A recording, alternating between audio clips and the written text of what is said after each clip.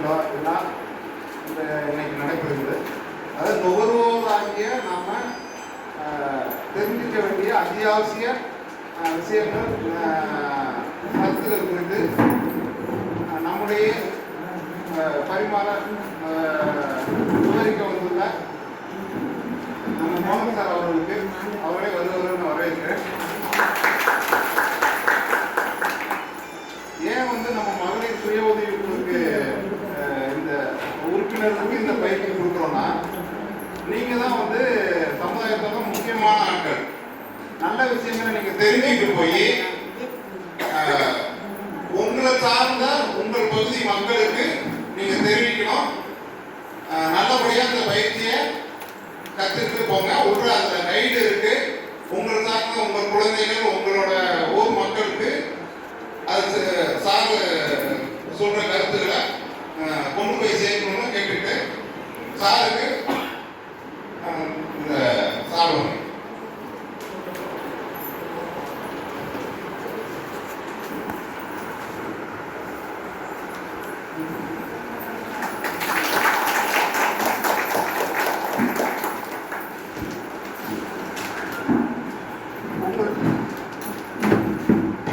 உங்களையெல்லாம் இங்க ஒருங்கிணைத்திருக்க உங்களை ஒருங்கிணைப்பாளருக்கு சார்பு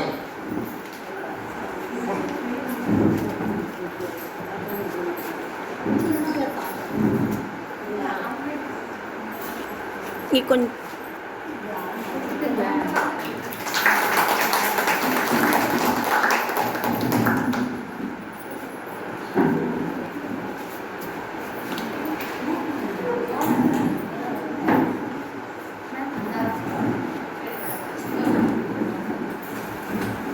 இங்கே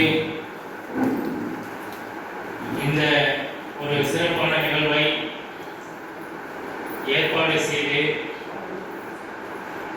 உங்களெல்லாம் வரவழைத்து ஒருங்கிணைத்த ஒருங்கிணைப்பாளர் அனைவருக்கும் முதல் வணக்கத்தை தெரிவித்துக் கொள்கிறேன். இதை ஏற்பாடு செய்த முசிறி உணவுப் பொருள் வழங்கல் தனி வட்டாட்சியர் சரவணன் அவர்களுக்கும் மற்றும் ஆரை மற்ற இதுக்காக பணிகள் செய்த அனைவருக்குமே முதற்கான வணக்கத்தை தெரிவித்துக் கொள்கிறோம்.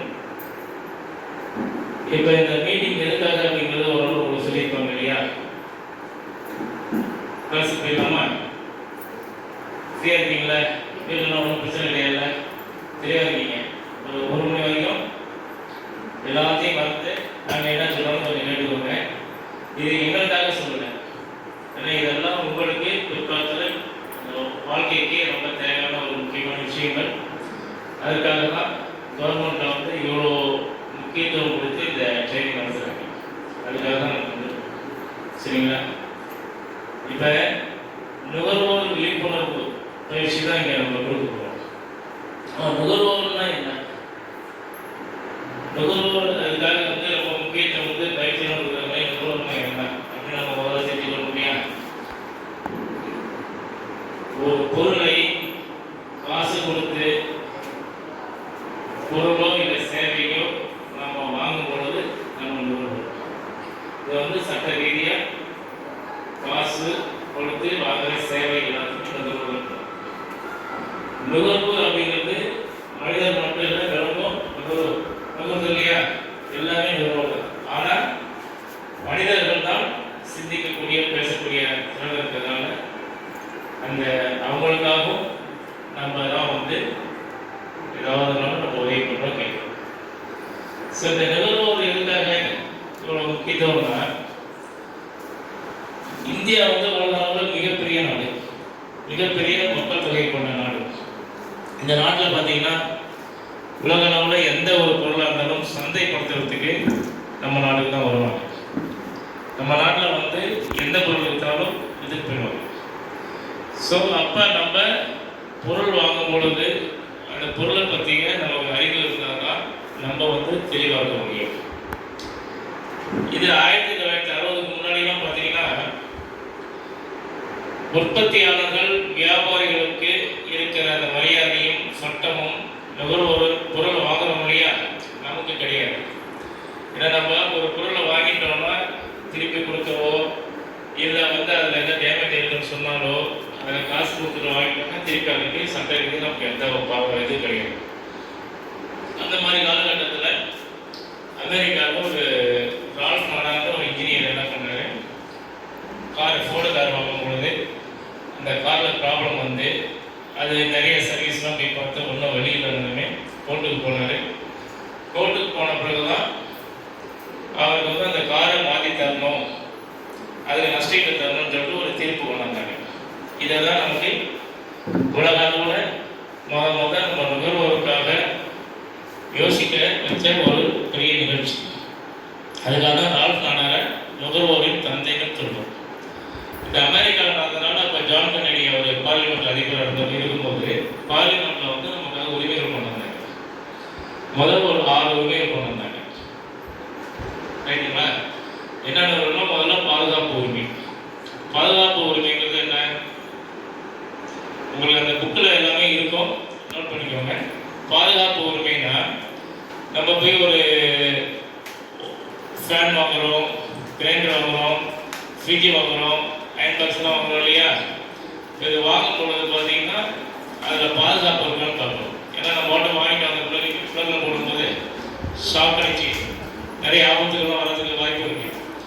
அதனால என்னன்னா முதல்ல நமக்கு பாதுகாப்பு இருக்கான்னு நம்ம முதல்ல பார்க்கணும். ஸோ அதை பார்த்துட்டு வாங்குற உரிமை நமக்கு இருக்கு. ரைட்டா? பாதுகாப்பு இருக்கு, ரைட்டை தெரிஞ்சுக்கிட்டோம். அது பிறகு அது என்ன பொருள் என்னன்னு நமக்கு தகவல் வேணும் இல்லையா?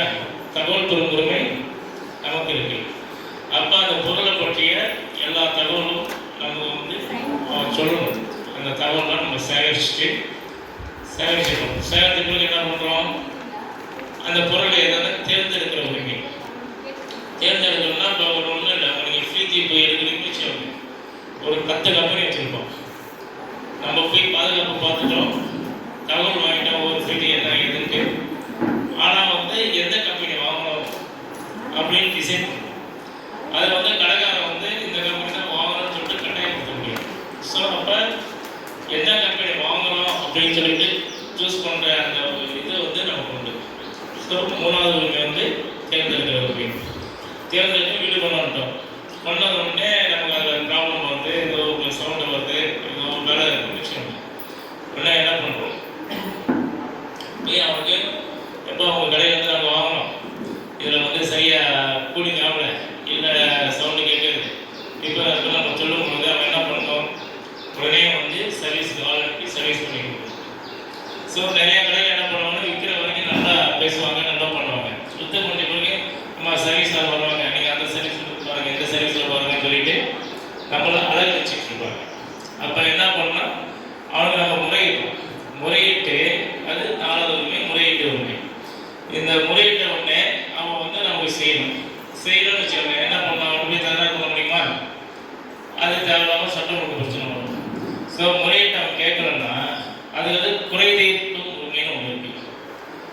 குறை தீர்க்கும் உரிமைன்னா குறைதீர் நுகர்வோர் ஆணையம்னு இருக்கு. நுகர்வோர் குறைதீர் ஆணையம் ஒவ்வொரு மாவட்டத்திலையும் இருக்கு. அது என்னன்னா 3 அடுக்காக இருக்கும். மாவட்ட நுகர்வோர் குறைதீர் ஆணையம், மாநில நுகர்வோர் குறைதீர் ஆணையம், தேசிய நுகர்வோர் குறைதீர் ஆணையம் 3 இருக்கு. இந்த ஆணையம் என்னன்னா மாவட்ட லெவலில் வந்து 50 லட்சம் வரைக்கும் நமக்கு நிவாரணம் நியாயம் கேட்கறதுக்கு, நிவாரணம் கொடுக்கறதுக்கு பவர் உண்டு. அதனால 50 லட்சத்துக்குள்ள ஏதாவது இஷ்யூன்னா நம்ம மாவட்ட நுகர்வோர் ஆணையம் போகலாம். அது ஒவ்வொரு மாவட்டத்திலையும் ஹெட் குவார்ட்டர்ஸில் இருக்கும். இப்போ இங்கே நம்ம திருச்சி மாவட்டத்துக்கு திருச்சி கோட்டுக்குள்ளே இருக்குது நுகர்வோர் குறைதீர் ஆணையம். அப்போ 50 லட்சத்துக்கு மேலே போச்சுன்னு வச்சுக்கோங்க, 2 கோடி வரைக்கும் மாநில நுகர்வோர் குறைதீர் ஆணையம் சொல்லிட்டு சென்னையில் இருக்கு, அதுக்கு போகலாம். 2 கோடிக்கு மேலேன்னா தேசிய நுகர்வோர் குறைதீர் ஆணையம் டெல்லியில் இருக்கு. ஸோ இந்த 3 அடுக்கு ஆணையம் நமக்காக இருக்கு, நுகர்வோர் பாதுகாப்புக்காக, அவங்களுடைய நிவாரணத்துக்காக கொடுக்குறது. சரி, இந்த நுகர்வோர் குறைதீர் ஆணையம் இருக்கு இல்லையா, இதுக்கு நாங்கள் தான் கோர்ட்டுக்கு தான் ஏதாவது பிரச்சனைலாம் போகிறோமே, எதுக்கு இது தனியாக வர போகணுமான்னு கேட்கலாம். அப்போ கோர்ட்டுக்கு போனால் சிவில் கேஸு, கிரிமினல் கேஸ்லாம் போடுறது இல்லையா, அது வந்து பொதுவாக போகும். இந்த நுகர்வோர் குறைதீர் ஆணையங்கிறது இந்த கன்சியூமர் பாதிக்கப்பட்ட நுகர்வோர் இருக்காங்க இல்லையா, நம்ம வாங்கி ஏமாந்துருக்கோம், இல்லை சர்வீஸ் இல்லை, இந்த மாதிரி விஷயங்கள்லாம் இருக்கு இல்லையா,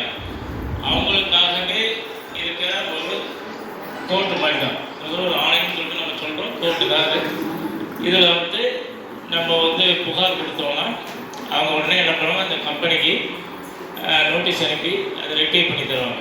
ரெக்டிஃபை பண்ணி தரும்போது ஒன்று பொருளை மாற்றி தர சொல்லுவாங்க, இல்லை அதை நஷ்டீடு தர சொல்லுவாங்க, இந்த செலவு பண்ணோம் இல்லையா அந்த செலவு காசு கொடுக்க சொல்லுவாங்க.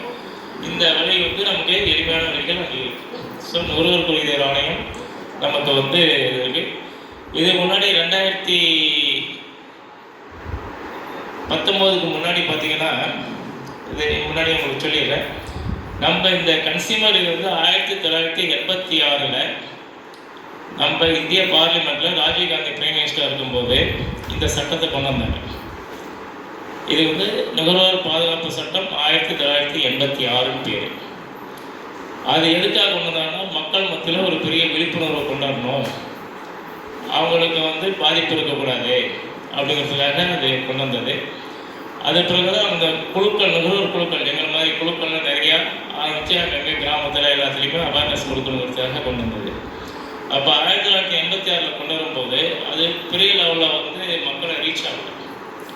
ஏன்னா சட்டங்கள் இது எல்லாமே வந்து அது நமக்கு இன்னும் ஸ்ட்ராங்காக இல்லாதனால அதுக்கு பெரிய பலன் கிடைக்கல. அது பிறகு 2002 வந்து அந்த சட்டத்தை கொஞ்சம் சேஞ்ச் பண்ணாங்க. சேஞ்ச் பண்ணி கொண்டு வந்தாங்க, கொஞ்சம் பரவலாக இருந்துச்சு. ஆனால் இன்னும் நுகர்வோருக்காக இன்னும் நல்லா ஸ்ட்ராங்காக செய்யணுங்கிறதுக்காக தான் 2019 வந்து பார்லிமெண்ட்டில் வந்து நுகர்வோர் பாதுகாப்பு சட்டம் 2019 கொண்டு வந்தாங்க. இந்த சட்டத்தில் பார்த்தீங்கன்னா, முன்னாடியெல்லாம் பார்த்தீங்கன்னா நுகர்வோருக்கு வந்து நம்ம போய் கேட்குறோம், அவங்க நோட்டீஸ் அனுப்புவாங்க, வந்தாலும் சரி வரலனாலும் சரி பிரச்சனை இல்லை, நம்ம வந்து அது பெரிய பலன் கிடைக்காது. ஆனால் இப்போல்லாம் என்னென்னா, நம்ம வந்து ஒரு நோட்டீஸ் அனுப்புகிறோம்னா அவங்க வந்து வரணும், அவங்க வந்து கோர்ட்டுக்கு வரணும், அவங்களுடைய தரப்பு நியாயத்தையும் சொல்லணும். அப்படி வரலன்னா அவங்களுக்கு வாரண்ட் போடலாம். நீ வரல நான் என்ன பண்ணுறதுன்னு சொல்ல முடியாது. நம்ம உடனே அவங்க என்ன பண்ணோம்னா இந்த சட்டத்துப்படி வாரண்ட் போடணும். வாரண்ட் போட்டு அவனை அரெஸ்ட் பண்ணலாம். அரெஸ்ட் பண்ணுற அதிகாரம் அவருக்கு. அதே மாதிரி நமக்கு ஒரு 5 லட்ச ரூபா நஷ்டம் கொடுக்குறோன்னு சொல்லிட்டு ஒரு டாக்குமெண்ட் எடுத்து இப்போ சொல்லிட்டாங்க வச்சுக்கோங்க, அவன் கொடுக்கலன்னா என்ன பண்ணுவாங்க? இப்போ என்னன்னா அந்த 5 லட்ச ரூபா கொடுக்கலன்னா அதுக்கு சொத்துக்கள் கட்டி பண்ணுறாங்க இல்லையா, அந்த மாதிரி கட்டி பண்ணுற பவரும் வந்து இந்த 2019 கொடுத்துருக்காங்க. அதே மாதிரி இன்னும் பார்த்தீங்கன்னா இந்த மாவட்ட நுகர்வோர் ஆணையத்தில் வந்து தீர்ப்பு சொல்லுறது என்ன பண்ணுவாங்கன்னா, நம்ம வந்து போனது வந்து ஒரு 5000 10,000 போயிருக்கோம். கம்பெனிக்கார என்ன பண்ணுவோம்னா அந்த தீர்ப்பில் வந்து நமக்கு ஒரு 25,000 ரூபா நஷ்டம் கொடுக்கணும் அப்படின்னு சொல்லி அதை பண்ணியிருப்பாங்க. அவன் என்ன பண்ணுவான், அவன் கௌரவத்துக்காக மேல்முறைக்கு போவான். எப்போ நீங்கள் இந்த 20,000 நீங்கள் சென்னைக்கு போக மாட்டீங்கல்ல, அதுக்கு ஒரு 4 லட்சம் போகணும், செலவு பண்ணணும், இதெல்லாம் வந்து நிறைய பேர் பாதிப்பாங்க. அப்போ அவங்க அங்கே போகும்போது ஆட்டோமேட்டிக்காக வந்து சம்பளம் போயிட நமக்கு கிடைக்காது. இப்போ என்ன பண்ணிட்டாங்கன்னா, இங்கே நமக்கு வந்து ஒரு 50,000 ரூபா ஒரு தீர்ப்பு நஷ்டம் கொடுத்துன்னு சொல்லிட்டாங்கன்னா, அவன் மேல்முறையில் போகணும்னா என்ன பண்ணுவான், 25,000 ரூபா அவங்க பணம் கட்டி ஆகும். அங்கே 25,000 பணம் கட்டினாதான் அவன் வந்து மேல்முறையீடு போக முடியும். முன்னாடியெல்லாம் அந்த மாதிரி இல்லை. அதனால என்ன பண்ணுவாங்க, மேக்ஸிமம் இங்கே முடிச்சிடுவாங்க. இப்போ 5 லட்ச ரூபான்னு ஒரு தீர்ப்பு வந்துச்சுன்னா ஒரு 2 லட்ச ரூபாய்க்கு பணம் கட்டினா தான் நீங்கள் வந்து அந்த கேஸை அவங்க எடுப்பாங்க. அப்போ நிறுவனம் என்ன பண்ணுவாங்க, இது ஏன் பிரச்சனை இப்போ பெருசாக வளர்த்துட்டு போவானே, சரி இங்கேயே எதாவது பேசி கிளியர் பண்ணிட்டு போகலான்னு போயிடுவாங்க. ஸோ இதில் வந்து நமக்கு வந்து பாதுகாப்பு வந்து நிறைய இருக்கு. நுகர்வோர் இதை வந்து 5வது. 6வது உரிமை வந்து கல்வி பெறும் உரிமை. நுகர்வோர் கல்வி பெறும் உரிமை 6வது உரிமை. இந்த உரிமை இருக்குன்னா, இப்போ நம்ம சொன்னோம் இல்லையா, இந்த 5 இப்போ நம்ம பேசணும் இல்லையா, இது எல்லாத்துக்குமே நமக்கு வந்து அதை பற்றி தெரிஞ்சிருக்கணும்.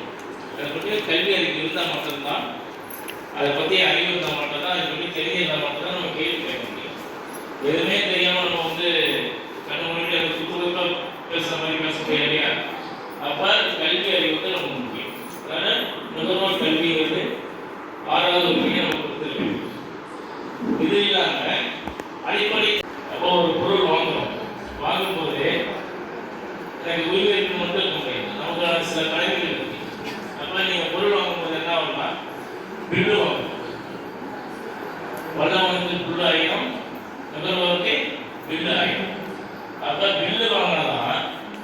நீங்கள் அதில் ஏதாவது பிரச்சனைனா போய் ஃபால்ட்டு ஒரு ஃப்ரிட்ஜ் வாங்குறீங்க இப்போ சொன்னீங்கன்னு வச்சுக்கோங்க, அவன் பார்க்கலன்னா நீங்கள் இந்த கடையில் தான் வாங்கணும்னு சொன்னீங்கன்னா எதுக்கு வாங்கல?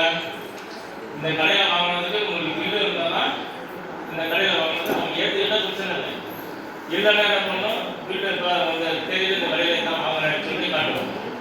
அப்போ காட்டும் போது நம்ம குறைதீர் அணி நிவாரணத்துக்கு போகும்போது என்ன ஆகும், இந்த கடையில் இதெல்லாம் தெரியுது, இந்த பில்லு பொருள் வாங்கினேன் விற்பாரு, நாங்கள் திருப்பி முறையிட்டேன், இந்த பண்ணி ஃபோன் பண்ணி சொல்லியிருக்கேன், நேரம் சொல்லியிருக்கேன், எல்லாம் பண்ணியிருக்கோம். ஆனால் எந்த ஒரு பலனும் இல்லைன்னு சொல்லிட்டு போகும்போது தான் அவங்க நோட்டீஸ் அனுப்பி பண்ணணும். ஆக பில்லு ரொம்ப முக்கியம். பில்லு இருந்தால் மட்டும்தான் நம்ம எல்லா வேலைகளும் செய்ய முடியும். நமக்கு ஏன்னா நிறைய பார்த்தீங்கன்னா நம்ம எல்லாம் அமௌண்ட் போடுறதில்லை, நம்ம காசு கட்டி வாங்க போகிறோம். அதனால் ஒன்று புரியலைன்னா திருப்பி அவங்க தெளிவாக கேட்டுட்டு அது புரிஞ்சுவாங்க. அதனால் எந்த பொருள் வாங்கினாலும் அதை வாங்குறதுக்கு ஆர்வம் இருக்கிற மாதிரி அதை பற்றி அறிவும் அவங்க தெரியணும்னா நம்ம கூச்சப்பட வேண்டிய அவசியமே இல்லை. கூச்சப்படலாம் இல்லை, சில பேர் இருக்காங்க இவங்களை கேட்டால் எதாவது நினைப்பாங்களா, அவங்க யாரும் நினைக்க போகிறது இல்லை. ஏன்னா நம்ம பாக்கெட்டு காசு, நம்ம கஷ்டப்பட்டு உழைச்ச காசு, நம்ம கொடுத்த ஒரு பொருள் வாங்கணும். பக்கத்தில் இருக்கிறவங்க அதுக்கு இது பண்ண முடியும். அதனால நமக்கு முதல்ல துணிச்சலாக தைரியமாக பேசுகிற அந்த ஒரு துணிச்சல் வேணும். அப்போதான் நீங்கள் தைரியமாக பேசுனாதான் நீங்கள் எந்த தப்பு இருந்தாலும் நீங்கள் தண்டிக்கலாம். ஸோ இந்த பழமைகளில் பில்லு முக்கியம். அது முக்கியம். ரெண்டாவது இன்னொன்று என்னன்னா, உங்களுக்கு என்ன தேவையோ அது வாங்குங்க. கிராமத்தில் பார்த்தீங்கன்னா எல்லாம் 4-5 பேர் ஈவினிங் ஆச்சும் ஒன்று சேர்ந்து உட்காந்து பேசிட்டு இருப்பீங்க. எங்கள் வீட்டில் அது வாங்கினா இப்போ இது வாங்கினோன்னா ஒன்று டக்கு நம்ம என்ன பண்ணுவோம், அதான் அவன் அது வாங்கிட்டாங்களா நம்ம உடனே வாங்கி வந்துட்டு வீட்டில் போய் புருஷன்கிட்ட போய் சண்டை போட்டு அவன்கிட்ட கடையில் வாங்க சொல்லி காசு வாங்கி என்ன பண்ணுவோம், உடனே போய் வாங்கிட்டு வந்துடுவோம். மறுநாள் சாயங்காலம் அதே 5 பேர் உட்காரும்போது பத்தியா நான் வாங்கிட்டேன், பத்தியா உங்களோட சூப்பராக வாங்கினோம். ஸோ இதில் நமக்கு ஆடம்பரம் தான் காட்டணும் தவிர நாளைக்கு அது நம்ம ஃபேமிலிக்கு நம்ம பொருளாதாரம் என்ன, நமக்கு வேண்டிய பொருளாதாரம் என்ன, அதை வச்சு நம்ம எப்படி வாழ போகிறோம், எப்படி பிரச்சனை வாழணுமோ அதை பார்க்கணுமே தவிர அவங்க வாங்கிட்டான்னு நம்ம பற்றி விடாது, நம்ம வாங்கிட்டு நம்ம பற்றி விடாது. எது தேவையோ அதை வாங்கி பொருளை வாங்கினா உங்களுக்கு ஒரு ஆரோக்கியமாகவும் தெளிவாகவும் இருக்கும். இதை கடமைகள் உரிமைகள் சொல்லிக்கணும். இப்போ அடுத்தது உங்களுக்கு இப்போ கேஸ் எல்லாமே யூஸ் பண்ணுறீங்களா? ஆமாம், யூஸ் பண்ணும்போது என்ன பண்ணுறீங்க, கேஸ் புக் பண்ணுறீங்க. இப்போ முன்னாடி இப்போ ஆன்லைனில் புக் பண்ண உடனே வந்துடுது. வரும்போது என்ன பண்ணுறாங்கன்னா, கேஸ் வந்த உடனே கொடுத்துட்டு நீங்கள் அந்த பில்லு உங்களுக்கு மெசேஜே வந்துடும். நீங்கள் என்ன பண்ணுவீங்க, அந்த பில்லு காசு கொடுப்பீங்க. ஆனால் எனக்கு 50 ரூபா சேர்த்து கொடு, 100 ரூபா சேர்த்து கொடு, நான் அவ்வளோ தூரம் பண்ண நம்ம என்ன பண்ணுறோம், சரி நாளைக்கு அவன் கொண்டாட மாட்டான் அதனால நம்ம கொடுத்துருவோம். நம்ம அப்படி கட்டாயப்படுத்தி கேட்கறது நமக்கு பணம் கொடுக்குறது கட்டாயம் கிடையாது, பணம் கொடுக்குறது அவசியமே கிடையாது. இதை என்னன்னா நம்மளா பார்த்து அவன் வந்திருக்கான், வீட்டில் இருக்கிற வந்திருக்கான் பார்த்து நம்மளே பார்த்து 20-30 தான், அது பிரச்சனை கிடையாது. ஆனால் கட்டாயப்படுத்தி எனக்கு கொடுத்துருக்கோம் அப்படின்னா அது இமீடியட்டாக நீங்கள் புகார் கொடுத்தா அவன் நடவடிக்கை எடுக்கலாம், அந்த ஏஜென்சிக்கு. ரைட்டுங்களா? அது தெளிவாக வச்சுக்கணும். கிராமத்தில் நிறையா நாங்கள் எனக்கு 100 ரூபா கொடுத்தா சரி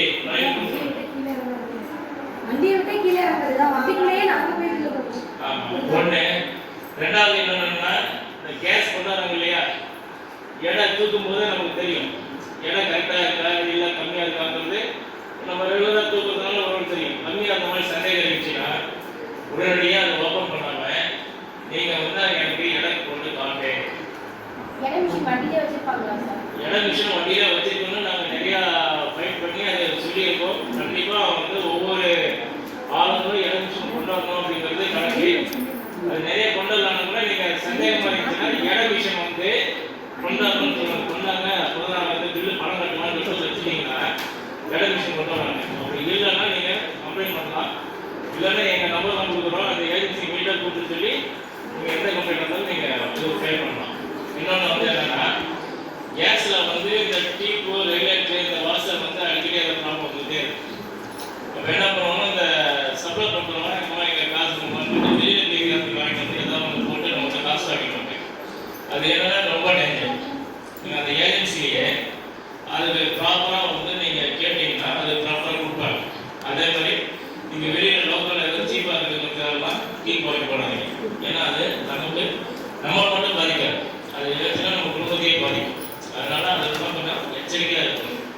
கேஸ் பொறுத்த வரைக்கும் அதே மாதிரி நைட்டில் நீங்கள் அந்த ரெகுலேட்டர் ஆஃப் பண்ணிட்டீங்கன்னா உங்களுக்கு கேஸ் லீக் ஆகாமல் இருக்கும். கேஸ் இன்னும் ஒரு 10 நாள் சேர்ந்து வரும். ஒன்று ரெண்டாவது ரொம்ப லீக் ஆச்சுன்னு வச்சுங்க, அது ஒன்று டீக்குள்ள லீக் ஆகுதுங்களா இல்லை இதை ஓப்பன் பண்ணி ஏதோ ஒன்று வந்து நாளைக்கு வந்து அந்த வாடகை அந்த வாடகை பார்க்க பாருங்க கேஸ். அது வரும்போது என்ன பண்ணணும்னா நீங்கள் அந்த ஜன்னல் திறந்து வச்சுட்டு கொஞ்ச நாள் கழிச்சு தான் அப்புறம் நீங்கள் ஸ்டார்ட் பண்ணுவீங்க. அவ்வளோ நேரம் அடுப்புக்குள்ள வந்து படாத அந்த கேஸை போட்டு வச்சுருங்க, அந்த லீக் இதாச்சும் பார்த்தீங்க. அதனால் அதெல்லாம் கொஞ்சம் ஜாக்கிரதையாக உஷாராக பார்க்கணும். அதில் எந்த மாதிரி பிரச்சனையாக இருந்தாலும், ஏன்னா ஒவ்வொரு இதுலேயும் கேஸ் குறைவு நுகர்வோருக்காக வந்து மீட்டிங் போடுறாங்க. அந்த மீட்டிங்கில் நம்ம பிரச்சனை சொல்லலாம். இல்லை வேறு ஏதாவது பிரச்சனைகள்லாம் நீங்கள் இந்த நம்பர் இங்கே தான் இருக்கு, என்ன நீங்கள் எப்போ வேணாலும் இந்த நம்பருக்கு இது பண்ணலாம். உங்கள் எல்லா நம்பருமே இப்போ நாங்கள் வாங்கியிருக்கோம். இதில் வந்து எல்லாம் நாங்கள் பேசுகிறது எல்லாத்தையும் யூடியூப் சேனலில் மனிதர்கள் யூடியூப் சேனல் வச்சுருக்கோம். அந்த சேனலில் போடுவோம், நீங்கள் அதை பார்த்துக்கலாம். நான் வந்து 25 வருஷமாக அந்த சர்வீஸில் இருக்கேன். நுகர்வோர் தனியார் நுகர்வோர் மற்றும் மக்கள் பாதுகாப்பு இயக்கத்தினுடைய நிறுவனத்தில் இருக்கேன். சவுத் இந்தியா லெவலில் வந்து சேனலாக இருக்கேன், தேசிய செயலாளராக இருக்கேன். அதனால் வந்து இது 25 வருஷம் நாங்கள் பண்ணுறதுனால நீங்கள் நுகர்வோர் சம்பந்தமான எந்த பிரச்சனைகளாக உங்களுக்கு பாதிப்பு இருந்தால் எப்போ வேணாலும் என்னை தொடர்பு கொள்ளலாம். உங்களுடைய ஆஃபீஸ் வந்து சூப்பர் பில்லர் சிங்கத்தில் இருக்கு இல்லையா, அங்கே தான் இருக்குது. நீங்கள் எப்போ வேணாலும் கான்டெக்ட் பண்ணலாம். ஸோ எந்த டவுட்டும் எந்த பிரச்சனை இருந்தாலும் நீங்கள் சிலிண்டர் வந்து 19.6 இது இருக்கு. அதுலேயே இல்லை உங்களுக்கு அந்த சிலிண்டர்லேயே போடணும். சிலிண்டர்லேயே நோட் பண்ணணும். இப்போ 10 கிலோ பிப்ரவரியில் 10 கிலோலாம் வந்துச்சு. ஏன்னா நீங்கள் அதில் என்ன பண்ணணும்னா அந்த சிலிண்டரை பாருங்கள், அதில் போடணும் 10 கிலோ இருக்குன்ட்டு. அதே மாதிரி சிலிண்டர் வந்து அந்த இது இருக்கு இல்லையா, சிலிண்டர் எப்படி சிலிண்டர் அது வந்து காலாவதி சிலிண்டரை நாங்கள் வந்து பார்க்கணும். அது வந்து நீங்கள் இல்லை அதில் வந்து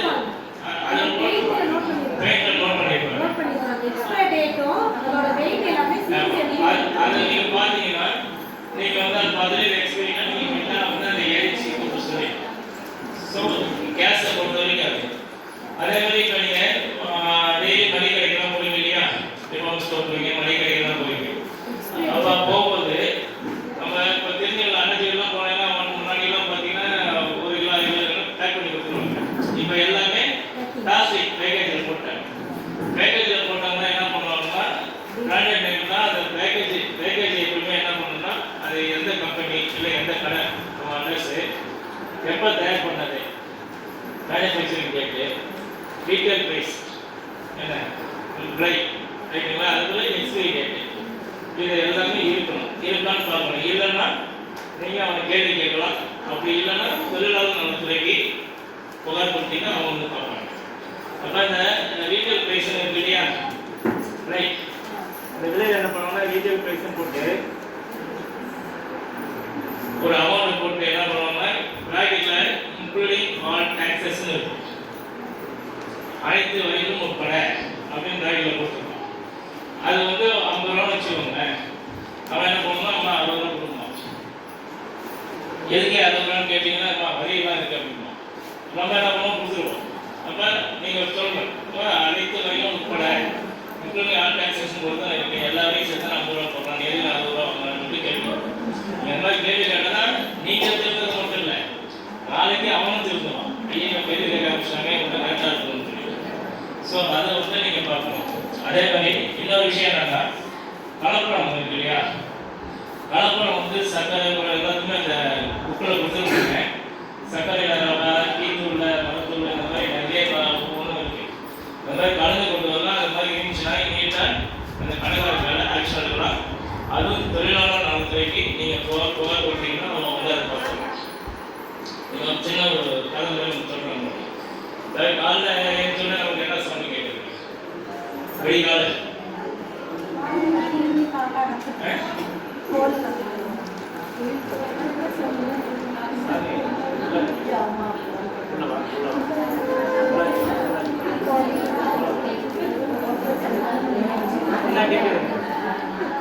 பெண்ணு சவுண்டு கேட்குதா, பெண்ணு சவுண்டு கேட்குதா, என்ன பெண்ணு அம்மா பால்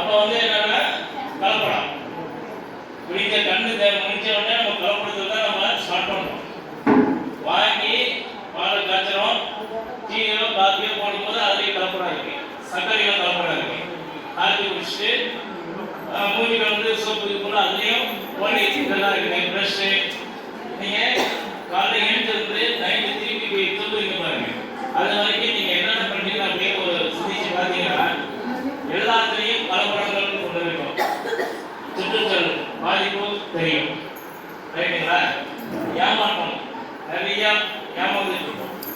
ஏன்னா இப்போ மெடிக்கல்லாம் போனீங்கன்னா பார்த்தீங்கன்னா நம்ம என்ன பண்ணுறோம், மெடிக்கல் என்ன பண்ணுறோம், தலை வலிக்குது காய்ச்சல் சொல்லிட்டு மருந்து கேட்குறோமா, அவர் ஏதோ 2 மருந்து கொடுத்தா வாங்கி சாப்பிட்றோம், டாக்டர்கிட்ட போகிறது கிடையாது.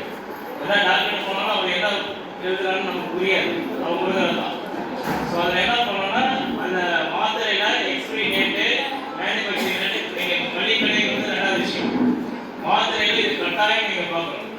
எக்ஸ்பிரி டேட்லாம் பார்த்துட்டு நீங்கள் வாங்கணும். அப்படி இல்லைன்னா தலைவலிக்கு கொடுத்த மாத்திரை வயிற்றுலையும் சேர்ந்து போயிடும், அது மாற்றி சாப்பிட்டீங்கன்னா. அதனால வந்து மெடிக்கல் போகும்போது எந்த மாத்திரையாக இருந்தாலும் எந்த மருந்தாக இருந்தாலும் எக்ஸ்பிரி டேட்டு மேனுஃபேக்சரிங் டேட்டு இது 2 மெயினாக பாருங்க. ரீட்டைல் ப்ரைஸுங்கிறது 3வது. ஏன்னா எக்ஸ்பிரி டேட்டு பார்க்காம நம்ம வாங்கினா தான் வியாதிக்கு சேர்ந்து வரும். ரீட்டைல் ப்ரைஸில் வந்து நம்ம பார்க்காம வாங்கினா கூட ஏதோ 5-10 கூட கொடுத்தா கூட அப்புறமா பேசிக்கலாம். இதில் பார்த்தீங்கன்னா இன்னும் வேற மாதிரி போயிடும். அதனால வந்து மெடிக்கல் பொறுத்த வரைக்கும் எக்ஸ்பிரி டேட் மெயினாக பாருங்க. பார்க்குறீங்களா? இது வரைக்கும் யாராவது பார்த்துருக்கீங்களா? ரைட்டு. இப்போ வந்து என்ன, இந்த கலப்படம் ஃபுல்லாக நீங்கள் செக் பண்ணிக்கலாம். இப்போ தேன் விற்கிறோம் தெரியுங்களா, மலை தேன் சொல்லிட்டு வீடு வீடாக வரலாம். பார்த்தீங்கன்னா நிறைய அந்த தேன் அந்த இது எல்லாம் போட்டு வச்சு அப்படியே கொண்டாடுவோம். சரி நம்ம அப்படியே மலத்துலேருந்து அப்படியே கடிச்சு கொண்டு நம்ம பிரிஞ்சு கொடுக்குறான்னு சொல்லிட்டு வாங்குவோம். வாங்கி நீங்கள் ஃப்ரிட்ஜில் வச்சு என்ன ஆகும், பாதி தேன் சர்க்கரையில் கிடைக்கும். இல்லை நீங்கள் வைக்கும்போது பார்த்தீங்கன்னா அதில் அப்படியே சர்க்கரை பாகம் வந்து அப்படியே செட் ஆகிடும். அப்போ கலப்படங்கிறது எல்லா இடத்துலையும் இப்போ நிறைய பண்ணிட்டு இருக்காங்க. ஏன்னா வியாபாரிகள் எப்படியோ சம்பாதிச்சே ஆகணும். அதுக்காக வந்து அவங்க வேற வழியெல்லாம் நம்மளால ஆசை கட்டி மோசம் பண்ணுறது தான் இப்போ நடந்துகிட்டு இருக்கு. இதெல்லாம் நம்ம உஷாராக இருக்கணும். 2வது இந்த விளம்பரங்கள்லாம் வருது இல்லையா, விளம்பரங்கள்லாம் பார்க்குறீங்களா? ஏன்னா நீங்கள் யாரும் பார்க்காம இருக்க மாட்டீங்க. ஏன்னா நம்ம பாதி நேரம் டிவி சீரியல் முன்னாடி தான் உட்காருவோம் இல்லையா? சீரியல் எல்லாம் பார்ப்பீங்களா? என்னென்ன சீரியல் பார்ப்பீங்க?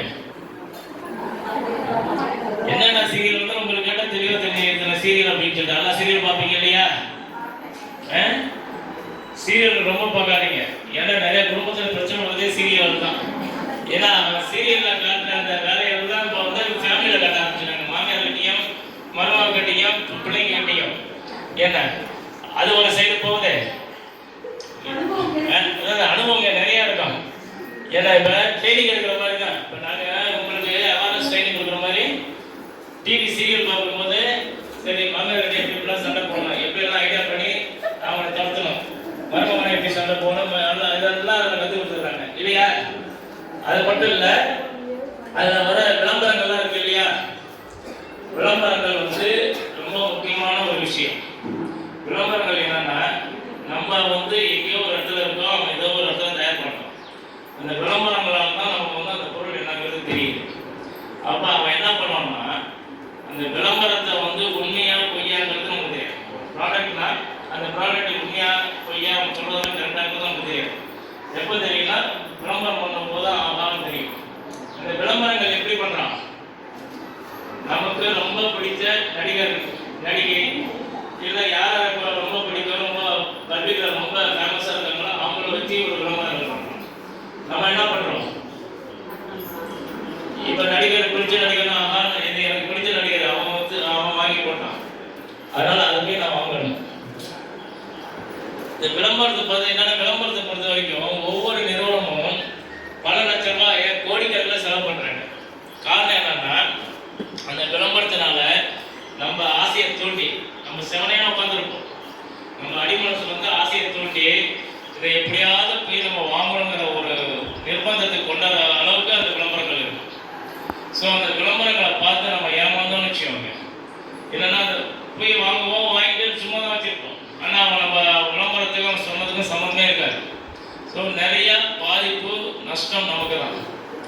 இது என்னன்னா, முன்னாடி விளம்பரங்கள் வந்து நிறைய இந்த மாதிரி பண்ணி அவங்கள ஒன்றும் பண்ண முடியாத ஒரு நிலைமையில 2019 நுகர்வோர் பாதுகாப்பு சட்டம் என்ன சொல்லுதுன்னா, இந்த மாதிரி பொய்யான விளம்பரங்கள் இப்போ ஃபேர் அண்ட் லவ்லி இருக்கு இல்லையா, போட்டோம்னா அழகாயிடுவோம்னு சொல்லிட்டு ஒரு வாரம் போடுங்க, அதெல்லாம் வெள்ளையிடுவோம்னா நம்மளும் கருப்பா இருப்போமா சொல்லுங்க.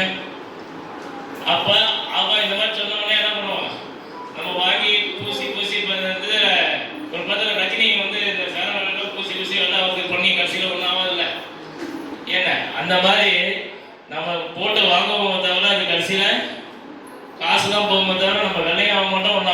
எப்பயும் இருக்கிறது தான் இருப்போம் இல்லையா? அதனால் இந்த மேக்கப்புக்காக வந்து நிறைய இந்த க்ரீம் எல்லாம் பார்த்தீங்கன்னா கெமிக்கல் இருக்கிற மூஞ்சியும் கெடுத்து விட்டுரும். நீங்கள் நார்மலாக இப்போ வந்து டெய்லி அப்போல்லாம் பார்த்தீங்கன்னா காலைல கழிச்சுனா மூஞ்சி கழுவி இந்த மஞ்சளை தடவி அதெல்லாம் பார்த்தீங்கன்னா மகாலட்சுமி மாதிரி லட்சமாக இருக்கும். இப்போ என்ன பண்ணுவோம், நேராக இருக்கிற பூசியில் பூசி கீசி மேக்கப் பண்ணி கொண்டு வந்துடுவோம். ஒரு வாரம் பார்ப்போம், திடீர்னு என்னைக்காவது ஒரு நாள் மேக்கப் எல்லாம் பார்த்தோன்னா இது எங்கேயோ இந்த பொண்ணை எங்கேயோ பார்த்த மாதிரி இருக்கோம், அடையாளம் தெரியாது. அப்போ மேக்கப் போட்டால் மட்டும்தான் அது நமக்கு தெரியுமே தவிர மேக்கப் போடணும்னு தெரியாது. அதனால வந்து அதில் வந்து நமக்கு ஸ்கின்னு பெரிய லெவலில் பாதிக்கும். அதனால அதெல்லாம் நீங்கள் உஷாராக பார்க்கணும். இந்த விளம்பரங்கள் வந்து பொய்யான விளம்பரங்கள் போட்டாங்கன்னா அவங்க மேலே புகார் கொடுக்கலாம். புகார் கொடுக்கும்போது என்ன ஆகும்னா அந்த நிறுவனம் மேலேயும் அந்த விளம்பரம் நடித்தாங்களா நடிக்கிறது இந்த மாதிரி அவங்க மேலேயும் கேஸ் போடுவாங்க. கேஸ் போட்டு 2 வருஷம் வரைக்கும் தண்டனை, 20 லட்சம் வரைக்கும் 10 லட்சம் வரைக்கும் அபராதம் விதிக்கிறதுக்கு இப்போ வந்து 2019 சட்டத்தில் உரிமை இருக்கு. இது திருப்பி பண்ணாங்கன்னா 5 வருஷம் வரைக்கும் தண்டனை, 50 லட்சம் வரைக்கும் அபராதம் விதிக்கிறதுக்கு இந்த சட்டத்தில் இடம் இருக்கு. இப்போ இருக்கும்போது என்ன பண்ணுவாங்க, நடிகர்கள் கோடிக்கணக்கில் வாங்கினா என்ன பண்ணுவாங்க, ஐயோ நடிச்சு ஏதாவது தப்பாக நடிச்சோன்னா நம்ம இந்த கேஸில் போடலாம்னு சொல்லிட்டு நடிக்கிறதுக்கு யோசிப்பாங்க. அப்படி மீறி நடித்தாங்கன்னா நல்ல பொருளாக இருக்குன்னா அவங்க தரம் பார்த்து பார்ப்பாங்க. ஸோ தரம் வந்து நமக்கு ரொம்ப ரொம்ப முக்கியம். ஏன்னா விலை, தரம், பாதுகாப்பு இது 3மே நமக்கு முக்கியம். ஏன்னா நம்ம ஒவ்வொன்றும் உழைச்சி கஷ்டப்பட்டு அந்த காசை கொண்டு போய் கொடுத்து நம்ம ஒவ்வொரு பொருளை வாங்கும் பொழுது அதை பொருளில் வந்து தரம் இருக்கான்னு பார்க்கணும். நம்ம ஒரு 50 ரூபா கொடுத்து வாங்கினோம்னா அந்த 50 ரூபாய்க்கு ஒர்த்து இருக்கான்னு பார்ப்போம். 50 ரூபா ஒர்த்து நீங்கள் 20 ரூபாய்க்கு போய் கேட்டிங்கன்னா சீப்பாக போயிடும்.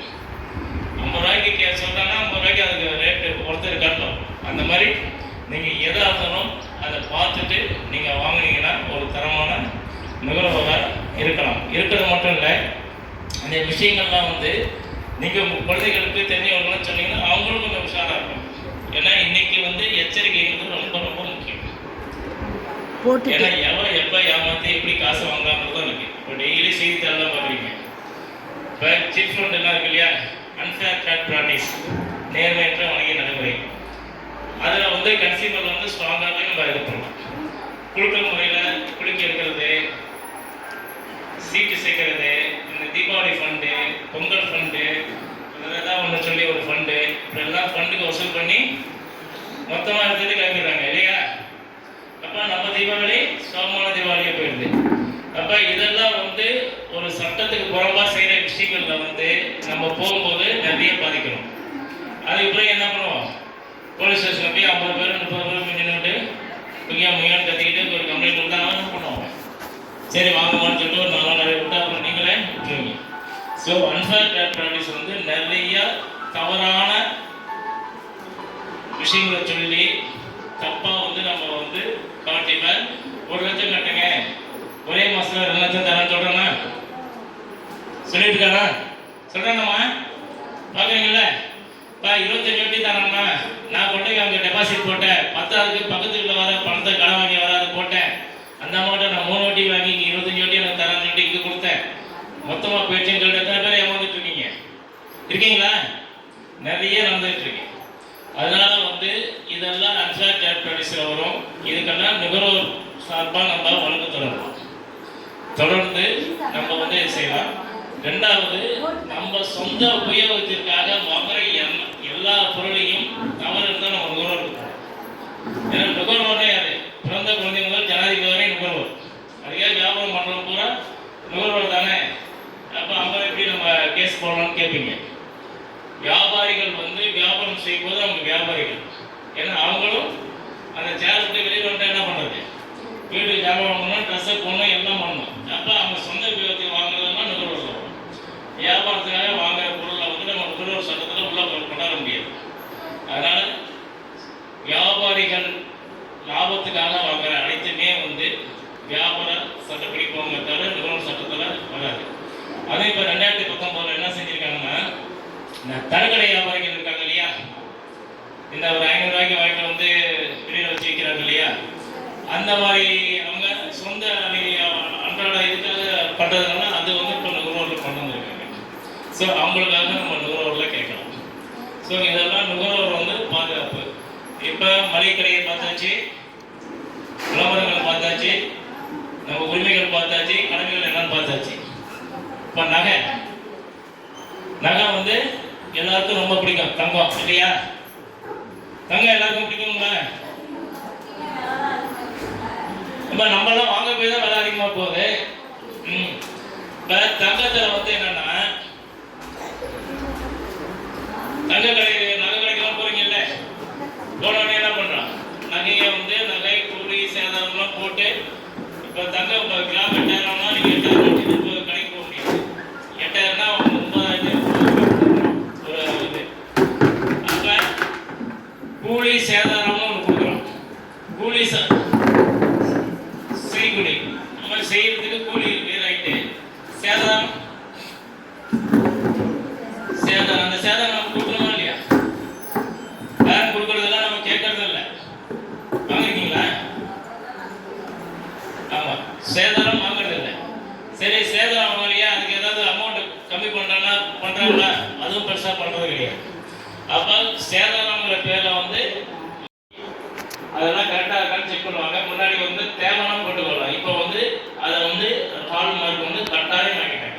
கட்டாயம் நகை விற்கணும்னா அதை இருக்கணும்ட்டாங்க. அதை எப்படி நீங்க கண்டுபிடிப்பீங்க? அந்த நகையில வந்து 916 அப்படின்னு இருக்கும். அது என்ன பண்ணுவோம்னா, அதை வந்து 916 மார்க் போடுறதுக்கு லைசன்ஸ் கொடுத்து அதுக்கு சென்டர் வச்சுருப்பாங்க. ஹால் மார்க் சென்டர் நிறையா இருக்கும். அந்த சென்டரில் போய் அதை டெஸ்ட் பண்ணி அதை சீல் பண்ணுவாங்க. இப்போ என்னன்னா, அந்த ஹால் மார்க் சென்டரில் அந்த லைசன்ஸ் வச்சுருக்காங்க இல்லையா, அவனுடைய சீலு, அந்த நகைக்கடை சீலு, பிஐ சீலு, 916 சீலு, இது எல்லாமே இருந்தால் தான் அது ஒரிஜினல்.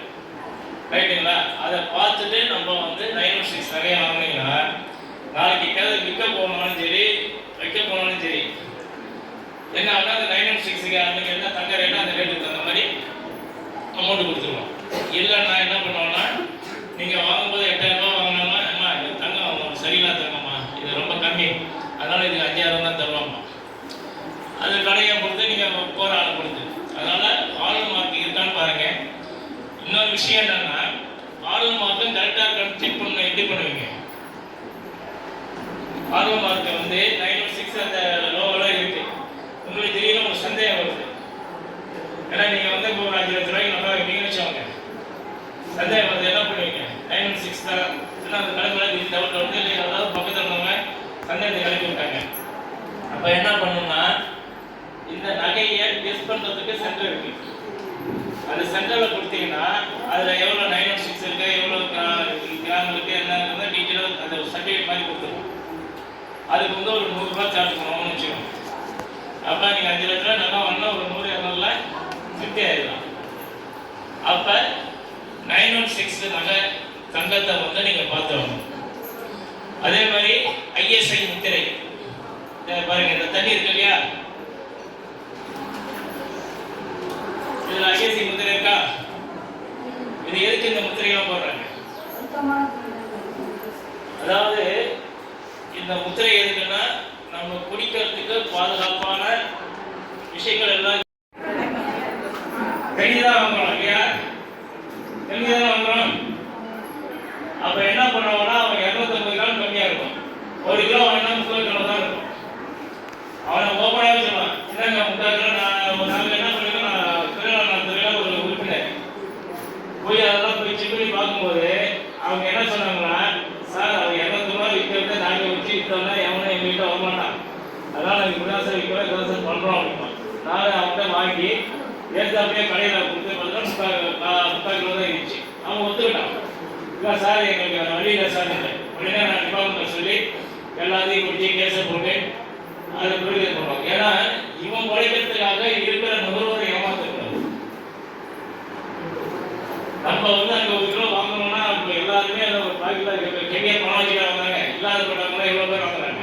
அது 150 ரூபாய்க்கு கஷ்டப்படுறவங்க எத்தனை பேர் இருக்காங்க, அவங்களாம் ஏமாறாங்க இல்லையா? ஸோ அதெல்லாம் வந்து நம்ம வந்து ஒரு பொருளை வாங்கும்போது தரம் இருக்கான்னு பார்க்கணும், எடை அளவு கரெக்டாக இருக்கான்னு பார்க்கணும். ஏன்னா எடை ரொம்ப ரொம்ப முக்கியம். முன்னெல்லாம் பார்த்தீங்கன்னா இந்த மண்ணெண்ணெய் ஊற்றுறாங்க இல்லையா, அந்த கூம்பு அதெல்லாம் வச்சு நிறைய ஊற்றணும், சுற்றி அடிச்சிங்கன்னா போனீங்கன்னா ஒரு அதில் ஒரு 4 லிட்டர் மேலே குறையும். இப்போலாம் அது குறைஞ்சிருச்சு. அதே மாதிரி தராசு அரிசி ரேஷன் கடையில் வாங்கி இது வரைக்கும் நீங்கள் கரெக்டாக இருக்கு. இது வரைக்கும் யாராவது ஒரு ஆள் சொல்லியிருக்கீங்களா? யாருமே சொன்னதில்லை, சொல்லவும் மாட்டோம். சொன்னால் நாளைக்கு அவன் கிராமம் தருவானுங்கிறது நமக்கு சந்தேகம். அதனால அதையும் செய்ய மாட்டோம். அப்படிலாம் ஒன்றும் கிடையாது. எதா இருந்தாலும் நம்ம தைரியமாக வந்து எடை போட்டு பார்க்கலாம். எடை கம்மியாக இருந்தால் அவங்க மேலே புகார் கொடுக்கலாம். எடை கம்மியாக இருந்தால் தொழிலாளர் நலத்துறையில் புகார் கொடுக்கலாம். ரேஷனில் கம்மியாக இருந்தால் டிஎஸ்ஓ இருக்காரு, அவங்கள்ட்ட சொல்லலாம். சிவில் சப்ளையர் சொன்னீங்கன்னா எங்கிட்ட ஆக்ஷன் எடுப்பாங்க. ஏங்க அதெல்லாம் ஏன்னா எல்லாமே நம்ம காசு கொடுத்து வாங்க. அது ஒரே ஒரு விஷயம் மட்டும் நீங்கள் மனசில் வச்சுக்கோங்க. எதா இருந்தாலும் நம்ம உழைச்சி நம்ம காசு கொடுத்து வாங்குறதுக்கு சரியான பொருள் சரியான அளவுல நம்ம கிடைக்கும். அதுக்காக தான் நம்ம முயற்சி பண்ணணும். அவனை வந்து நம்ம வந்து ஏமாற்றணும் இல்லை அவனை பழி வாங்கணும் அதுதான் கிடையாது. நம்ம கொடுக்குற காசே கரெக்டாக ஏமாத்துறாங்க, அது மட்டும் தான் நமக்கு. அதில் பாதிக்கப்பட்டாங்கன்னா அது நம்ம பொறுப்பு இல்லை. ரெண்டாவது நம்ம ஏன் கேட்போம். அதனால நீங்கள் அந்த விஷயத்தில் வந்து தெளிவாக இருங்க. தெளிவாக இருந்தால் மட்டும்தான் நீங்கள் வந்து அதை ஃபாலோ பண்ண முடியும். ரைட்டுங்களா? இப்போ நகையை பார்த்தாச்சு. ஃபுட்டு உணவு பொருள் அது திருச்சி மாவட்ட உணவு பாதுகாப்பு ஆலோசனை குழு உறுப்பினராக இருக்கு. இப்போ உணவுல வந்து எடுத்தீங்கன்னா சொன்ன நீங்க தைரியமா சொன்ன முதல்ல வந்து தைரியமா பேசுறது உணவு பொருள் வந்து ரொம்ப ரொம்ப ஒரு முக்கியமான விஷயம். ஏன்னா இன்னைக்கு எல்லாரும் பாதிக்கிறது உணவுல தான். ஏன்னா எல்லா வியாதியும் சேர்ந்து போது உணவுல தான். அப்போ உணவு பொருள் வந்து அரிசி வந்து நல்ல தரமான அரிசியாக நம்ம பார்த்து கடையில் வாங்குகிறோம், ரேஷனில் வாங்குகிறோம், எல்லாம் பண்ணுறோம். இப்போ அதில் வந்து சில அப்பர் அரிசியெல்லாம் வந்து சேர்த்து கொடுக்குறாங்க அப்படின்னா வந்து இருக்கு. ரேஷன் அரிசியிலேயே ஒயிட் கலர்ல கலந்துருக்கு. அது நீங்கள் நல்லா எப்படி இருந்தாலும் அரிசி சாப்பாடு போகும்போது என்ன அப்படியே அள்ளி போடுறதில்லை. போட்டு ஊற வச்சு கொஞ்ச நேரத்தில் அது அப்படியே தெரிஞ்சிடும். அதுவும் சேர்த்து தான் அதையும் சேர்ந்து இடம் போடுறோங்க. அது முடிஞ்ச வரைக்கும் நாங்கள் நிறைய கம்ப்ளைண்ட் பண்ணி நிறைய பண்ணியிருக்கோம். ஏன்னா முன்னாடிலாம் பார்த்தீங்கன்னா ரேஷன் அரிசிலாம் வாங்கி வைக்க ஒரே பாடையும். இப்போ தான் நம்ம கொடுக்குறோம் இல்லையா? நாங்கள் போராடி அந்த அரிசியை வந்து இப்போ உண்மையில இப்போ நிறைய பெரிய பெரிய பணக்காரங்க கொண்டு சரி இன்னைக்கு இந்த அரிசியை வந்து போடுறாங்க. இன்னொன்று என்ன பண்ணுறாங்கன்னா அந்த பொன்னி அரிசியும் வாங்கிக்கிறாங்க. ரேஷன் அரிசி பண்ணி கலந்து தான் இன்னைக்கு இட்லி போட்டாலும் சரி சமையல் போட்டாலும் சரி போகிறாங்கன்னா அந்த அளவுக்கு இப்போ ரேஷன் அரிசி ஓரளவு தரமாக வருது. ரைட்டுங்களா? அதுக்காக நம்ம இடம் கம்மியாக வாங்கக்கூடாது. அது கரெக்டாக வாங்க. அதே மாதிரி ரேஷனில் வந்து இப்போ பொருள் வாங்கும்போது அடிஷனலாக பொருள் நிறைய வச்சுருப்பாங்க. இந்த தீப்பெட்டி டீத்தூள் அது இதுன்னு என்ன பண்ணுவாங்கன்னா இதெல்லாம் வாங்கினா தான் நீங்கள் உங்களுக்கு ஜாமான் வாங்க முடியுமாங்க. அந்த மாதிரி கட்டாயப்படுத்தி கூடாது. அந்த மாதிரி நீங்கள் ஜாமான் வாங்கினாலும் விருப்பம் இருந்தால் அது வாங்குங்க. இல்லைன்னா அது வாங்கினா தான் ஜாமான் வாங்கினா உடனே அவங்க மேலே புகார் கொடுக்கணும். அந்த சேல்ஸ் பண்ணுறாங்க. டீத்தூள் வாங்க முடியாதுன்னு சொல்லுங்க. உங்களுக்கு தேவை என்ன சொல்றாங்க எங்களுக்கு மேல இருந்தே நான் சொல்லி தான் வந்தாங்க. அதெல்லாம் நான் சேல்ஸ் பண்ணி தான் ஆகணும். நீ சேல்ஸ்ல மேல இருக்கறனால நான் வாங்க முடியாது. நீ வேணா ஃப்ரீயா கொடு. நான்லாம் காசு போட்டு வாங்க முடியாதுன்னு சொல்லுங்க. எந்த மேல மேலிடத்தை சொல்லுங்க. நாங்க மேலிடத்துல நாங்க பேசணும் சொல்லுங்க. நீங்க அந்த மாதிரி இருந்தாலும் எங்களுக்கு ஃபோன் பண்ணுங்க. நாங்க உடனே ஆக்ஷன் எடுக்கிறோம். ரைட்டுங்களா? கட்டாயப்படுத்தி எந்த பொருளையும் விற்க கூடாது. இதெல்லாம் எதுக்குன்னா அடிஷனலாக பொருள் வைக்கிறதுனால ஆக்சுவலாக அவங்களுக்கு அது ஒரு ப்ராஃபிட் ஆகுதுன்னா அவங்களுக்கு ஒரு பெனிஃபிட்டாக இருக்கிறதுக்காக தான் செய்யுது. அதனால அதுக்காக நம்ம வாங்குறது கட்டாயம் கிடையாது. வேற இடத்துல எல்லாம் கரெக்டாக வருது. அதுக்காக நம்ம சாப்பிட முடியுமா? நேரம் இருந்து வந்தால் எந்த மேலிடம் சொல்லு அவங்க நம்பர் கூட ஃபோன் நம்பர் கூட நான் உங்கள்கிட்ட பேசுகிறேன்னு சொல்லுங்க. நீங்கள் கேள்வி கேட்டீங்கன்னா தான் பயப்படுவாங்க. எப்பயுமே நீங்கள்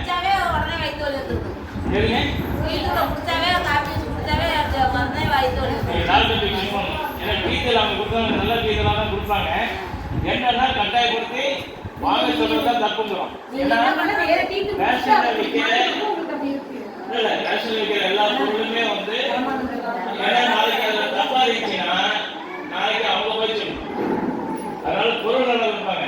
கட்டாயப்படுத்தி இதை வாங்கினா தான் நான் உங்க அரிசி போடுவேன், இதை வாங்கினா தான் சட்டை கொடுப்பாங்கன்னா நம்ம பயன்படும். அப்படி சொன்னா பண்ணாங்கன்னா நீங்கள் புகார் பண்ணுங்க, இல்லை எனக்கு ஃபோன் பண்ணுங்க. நான் எந்த ரேஷன் கடை அந்த ரேஷன் கடை நம்பரும் ஏரியான்னு சொல்லுங்க, இமீடியட்டாக நான் ஆக்ஷன் எடுத்துருக்கேன். ரைட்டுங்களா? அதுமாரி எந்த பொருள் எடுத்தாலும் சரி நீங்கள் அது தெளிவாக பார்த்துக்கோங்க. வேற என்ன உங்களுக்கு சந்தேகங்கள் இருக்கு?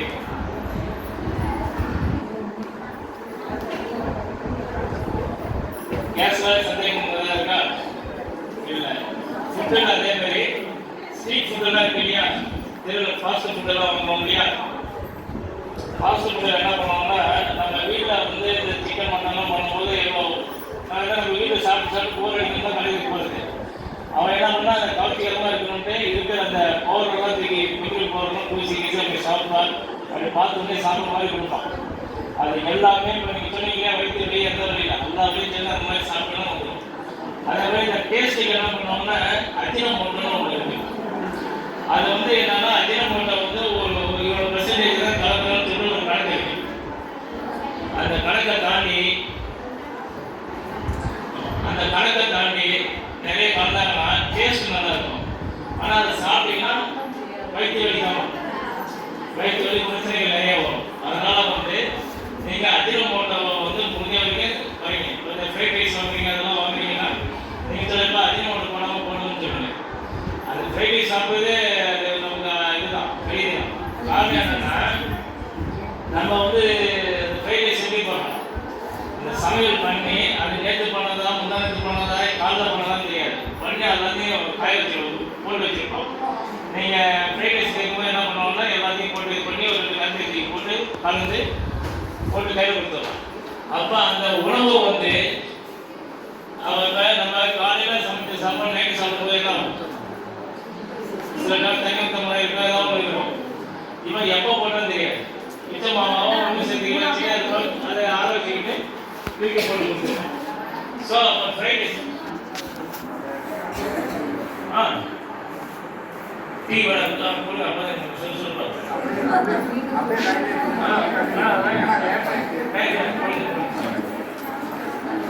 கட் பண்ணிடலாம். டீ சாப்பிட்டீங்க பஸ்ஸில் போகிறோம் இல்லையா, எல்லாம் டவுன் பஸ்ஸில் போகிறோம், எல்லாம் பஸ்ஸில் போகிறோம் இல்லையா, டிக்கெட் கொடுக்குறோம் இல்லையா, மரியாதையாக நடத்துவாங்க. இப்போ டிரான்ஸ்போர்ட் பொறுத்த வரைக்கும் இல்லை பஸ் ஸ்டாப் விட்டு வேறு சாப்பிட்டு இறக்கி விட்டாங்க, இந்த மாதிரி ஏதாவது பண்ணாங்கன்னா அந்த டிக்கெட்டை வச்சுக்கோங்க. அந்த கம்பெனி மேலே நம்ம கம்ப்ளைண்ட் கொடுத்தா அந்த கம்பெனி மேலே ஆக்ஷன் எடுப்பாங்க. ஏன்னா நம்ம இந்த மாதிரி இந்த விழா காலங்கள்லாம் வரும்போது தள்ளுபடிகள் நிறைய கொடுக்குறாங்க பாருங்க. அதுதான் இது வரைக்கும் என் கொடுக்கல, இப்போ கொடுக்குறான் விற்கிறதுக்காக. ஸோ அவன் வந்து இலவசங்கள் ஒன்று ஃப்ரீ கொடுக்குறான் இல்லையா. அப்போ ஒரு புடவை எடுத்து வச்சவங்க ஒரு 1000 ரூபாய் ஒரு புடவை வைங்களேன் எடுத்தீங்கன்னா அவன் என்ன பண்ணுவான்னா இந்த 1000க்கு மேலே ஒரு ஷாப்பை இட்டு ஒன்று போடுவான். போட்டுட்டு கீழே 600 ரூபா 700 ரூபான்னு போடுவான். நம்ம என்ன பண்ணுவோம், போன உடனே 1000 ரூபா கூட 600 ரூபாய்க்கு தரான்டா அப்படியே போய் எடுத்துருவோம். ஏன் நேற்று வரைக்கும் 1000 ரூபா கொடுத்த பிறகு இன்னைக்கு வந்து 700 ரூபாய்க்கு கொடுக்கலாம், அவனை பைத்தியம் பிடிச்சிருக்கேன் இல்லை இல்லை. அப்போ 300 ரூபா கம்மி பண்ணி கொடுத்தாங்கன்னா அது லாபம் இல்லாமல் கொடுப்பாங்க. எது விற்றாலும் லாபம் இல்லாமல் விற்கிறது கிடையாது. 1000 ரூபா கூடவே 700 ரூபாய் கொடுக்கும்போது லாபம் இருக்கு. அப்போ 1000 ரூபாய் விற்கும்போது எவ்வளோ லாபம் பார்த்துருக்கோம். அப்போ 700 ரூபாய் விற்கிறேன்னா அது என்னன்னு நீங்கள் பார்க்கணும். அது என்னன்னா மொத்தமாக வந்து பர்ச்சேஸ் பண்ணுறாங்க இல்லையா புடவைலாம் பண்ணும்போது பார்த்தீங்கன்னா லோடு வரும். வந்ததில் என்ன பண்ணுவாங்கன்னா அந்த பிரிப்பானுங்க, அந்த டேமேஜ் புடவை, அந்த நூல் பிரிஞ்சது, அந்த இது சின்ன சின்ன பிரச்சனை இருக்கிறதெல்லாம் பிரித்து வைப்பாங்க. பிரிஞ்சா அது அப்படியே ஒரு ஷாப் நிற்கும். அப்போ என்ன பண்ணுவோம் லாஸ்ட்டில் அதெல்லாம் பேக் பண்ணி இந்த மாதிரி தள்ளுபடிப்பான். அதுக்கு ஒரு காரணம் சொல்லுவான், ஏன் தள்ளுபடி பண்ணுறோன்னா இன்னைக்கு எங்கள் தாத்தா இருக்கிறது நினைவு நாள், இன்னைக்கு என் ஓனருக்கு பிறந்த நாள் அப்படின்னு சொல்லி ஏதாவது ஒரு கதையை சொல்லி அதுக்காக நான் பண்ணுறோம் அப்படிம்பாங்க. ஸோ நம்ம என்ன பண்ணுவோம், அதை போய் வாங்குவோம்.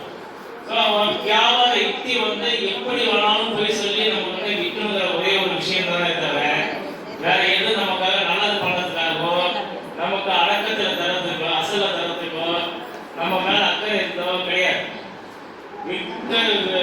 எதாவது விற்று அவன் காசு பார்க்கணும், லாபம் பார்க்கணும், அவ்வளோதான். அதுக்காக என்னென்ன ஏன்னா ஒழுங்கா வந்து விளம்பரத்தை வந்து நாங்க எப்படி உங்களுக்கு சொன்னா நீங்க ஏமாந்து எங்கிட்ட வருவீங்க. அதுக்காக ஒரு ஸ்கீமே இருக்கு. அதுக்கு ஒரு பெரிய லட்சக்கணக்கான ஒரு பணம் உண்டு. அவங்க என்ன வேணும்னா இந்த கம்பெனி இந்த ப்ராடக்ட் இந்த விளம்பரம் பண்ணணும்னா நம்ம இந்த மாதிரி பேசி இந்த மாதிரி பண்ணோம்னா இவங்கெல்லாம் பத்திரிக்கை ஏமாறுவாங்க, நிறைய நம்மகிட்ட வருவாங்க அப்படின்னு ஐடியா சொல்றதுன்னே ஒரு கம்பெனிலாம் இருக்கு. அவங்களுக்கு வேலையா வந்து இந்த ஐடியா சொல்றது மட்டும்தான் அதுக்கு ஒரு ஃபீஸ். அது விளம்பரம் வந்து நடிக்கிறதுலாம் சரி. ஸோ மொத்தத்தில் என்னன்னா உற்பத்தியாளர்களும் சரி வியாபாரிகளும் சரி நுகர்வோரை வந்து அவங்க ஆசையை தூண்டி அவங்களுடைய ப்ராடக்டை விற்கிறதுக்கும் லாபம் பார்க்கறதுக்காக அவங்க யூஸ் பண்ணுற எல்லா இதையும் விளம்பரம் முதற்கொண்டு நமக்கு பாதிப்பு தான். அதில் எச்சரிக்கை நம்ம இருக்கணும். இல்லைன்னா நம்ம நிச்சயமா அதெல்லாம் நஷ்டம் பண்ணிடுவோம். ரைட்டுங்களா? இலவசம் போவீங்களா? கேள்வி கேட்குறாங்க, போய் சொல்லுங்க. கவர்மெண்ட் இலவசம் நடத்துவீங்களா? அதுதான் இப்போ கேட்டீங்கல்ல, மதிக்கிறதே இல்லைன்னு. இலவசம் போனாலே மதிப்புங்கிறது கிடையாது.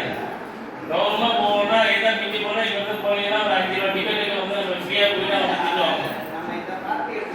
அதனால வந்து இலவசத்தை வந்து நீங்கள் வேணாம்னு சொல்லுங்க. அதே மாதிரி எலெக்ஷன் டைமில் பார்த்தீங்கன்னா இப்போ என்ன பண்ணுறீங்க? நீங்கள் எம்எல்ஏ போய் அவன் அது செய்யல மந்திரி இது செய்யலாங்கிறீங்க. எப்படி செய்வான்? அவன் வந்து முன்னாடிலாம் பார்த்தீங்கன்னா வெறும் 5 லட்ச ரூபா இருந்தால் போதும் ஒரு எம்எல்ஏ தொகுதி எம்எல்ஏ ஜெயிச்சிருவான். இப்போ 500 கோடிக்கு போயிடுச்சு. எல்லாம் காசு கொடுத்து அவன் முதல்ல போட்டு இப்போ வந்து அது வியாபாரம் பண்ணோம்னா வந்து சேவை மாதிரி இருந்துச்சு. இப்போ என்ன இது ஒரு பெரிய வியாபாரம். எந்த அளவுக்கு முதல் போடணுமோ அந்த அளவுக்கு லாபம். அப்ப 500 கோடி போட்டுட்டு 5 வருஷத்துல அது 500 1000 ஆகும் பார்ப்போம்னா உங்களுக்கு சாப்பாடு சரியில்லை இது சரியில்லைன்னு பார்ப்போம். சொல்லுங்க. அப்ப கேள்வி கேட்கிற உரிமை நமக்கு இல்லை. என்னைக்கு நம்ம வந்து ஓட்டை வந்து காசு வாங்கி வித்துட்டோமோ வித்த பிறகு அவங்க கேள்வி கேட்க முடியுமா? அப்ப கேள்வி கேட்கிற உரிமை இல்லை. அன்னைக்கு நம்ம செய்யறத பெரிய விஷயம் போயிட முடியும். அதனால வந்து தவறுகள் நடக்கிறது. திருநாய் பார்த்து திருநாவிட்டால் திருட்டை ஒழிக்க முடியாது. இந்த பாட்டு வந்து யார் பாடுறது? எம்ஜிஆர். அன்னைக்கு எழுதுறது வேற, எம்ஜிஆர் பாடுறது இல்லையா? இந்த பாட்டு வந்து நீங்க ஞாபகத்திலே வச்சுக்கோங்க. திருடை என்னைக்குமே திருந்த மாட்டான். நம்ம தான் திருந்தணும். நம்ம திருடணுங்கிறோம்னா அவன் திருட என்ன பண்ணா தெரியுங்களா போன திருடணும் முடியாது. இதை வந்து உஷாரா இருக்காங்க, நீங்க கரெக்டா இருக்காங்க, இங்க போய் திருட முடியாது. அவன் திருந்துடும். அவன் திருந்தணும்னா நம்ம திருந்தணும். நம்ம உஷாரா இருக்கணும். ஏமாற்றுபவர்கள் இருந்துகிட்டே தான் இருப்பாங்க. ஏமாறதுக்கு நம்ம தயார் அப்படின்னா ஏமாத்துறதுக்கு அவன் இருந்துகிட்டே தான் இருப்பான். ஏமாத்த அவனை பிடிச்ச உட்கார வச்சுக்கணும்னு வச்சுக்கோங்க. 4 டி பாப்பா அது என்னடா எங்க போனாலும் அதான் உஷாரா இருக்கணும்னு சொல்லிட்டு அவன் திருந்தணும். அதனால வந்து நம்ம வந்து அவேர்னஸ் எச்சரிக்கையா விழிப்புணர்வோடு தெளிவா இருந்தால் மட்டுமே நம்ம மட்டும்தான் நம்ம சந்ததிகள் முழுக்க எல்லாமே தெளிவா இருக்கும். ரெண்டாவது இங்க எல்லா மரத்தையும் வெட்டி போட்டாங்க இல்லையா? மரமே இங்கே இல்லை. இந்த மரத்துடைய அருமை எப்ப தெரியுது? வெயில் அடிக்குது. வெளியில் போனதான் ஐயா வந்துடும். அப்ப ஒவ்வொரு வீட்லையும் ஒவ்வொரு மரம் ஒரு செடி வைங்க. மரம் தான் தானே வரும். செடி வச்சு பாதுகாத்தீங்கன்னா மரம் வந்து நிழல் மட்டும் கிடையாது, உங்களுக்கு இந்த காத்துல அசுத்தமான காத்து அதை ஃபில்டர் பண்றது மரம். மழை வர்றது மரம். நிலத்தடி நீர் எந்த அளவுல இருக்கு? முன்னெல்லாம் பார்த்தீங்கன்னா 10 அடி 20 அடி இந்த தண்ணியில மேல எத்தனை அடியில இருக்கு? 500 அடி 1000 அடி போயிடுச்சா? காரணம் என்ன? மழை பெய்யுதா இருக்கு. பன்னாட்டு நிறுவனங்கள் வந்து அங்கங்க வந்து போரை போட்டு ஃபுல்லா தண்ணியை உறிஞ்சி எடுத்துறாங்க. இங்க தண்ணி இறங்கிட்டே போகுது. இதெல்லாம் அந்த மாதிரி இருந்துச்சுன்னா உடனே நீங்க கம்ப்ளைண்ட் பண்ணுங்க. இமீடியட்டா ஆக்ஷன் எடுப்பாங்க. ஆக்ஷன் எடுத்தா வந்து ஃபைன் போட்டு அதெல்லாம் சுத்தம் பண்ண சொல்லி க்ளீன் பண்ணுவாங்க. இதை நாங்கள் நிறைய இந்த மைக்கேல் ஐஸ்கிரீம் கடையெல்லாம் சீக்கிரம் நிறைய கடை சீக்கிரம் பேப்பரை பார்த்தீங்கன்னா ஒவ்வொரு தாலுக்காலையும் ஒரு ப்ரின்சிபல் ஆஃபீஸர் இருப்பாங்க. ருசி எடுத்தால் இங்கே ஒரு ஆஃபீஸர் இருப்பார். நீங்கள் கம்ப்ளைண்ட் பண்ணீங்கன்னா இமீடியட்டாக ஹோட்டலில் சரியில்லை, சாப்பாடு சரியில்லை, எதாக இருந்தாலும் இமீடியட்டாக நீங்கள் இந்த கறியெல்லாம் பார்த்தீங்கன்னா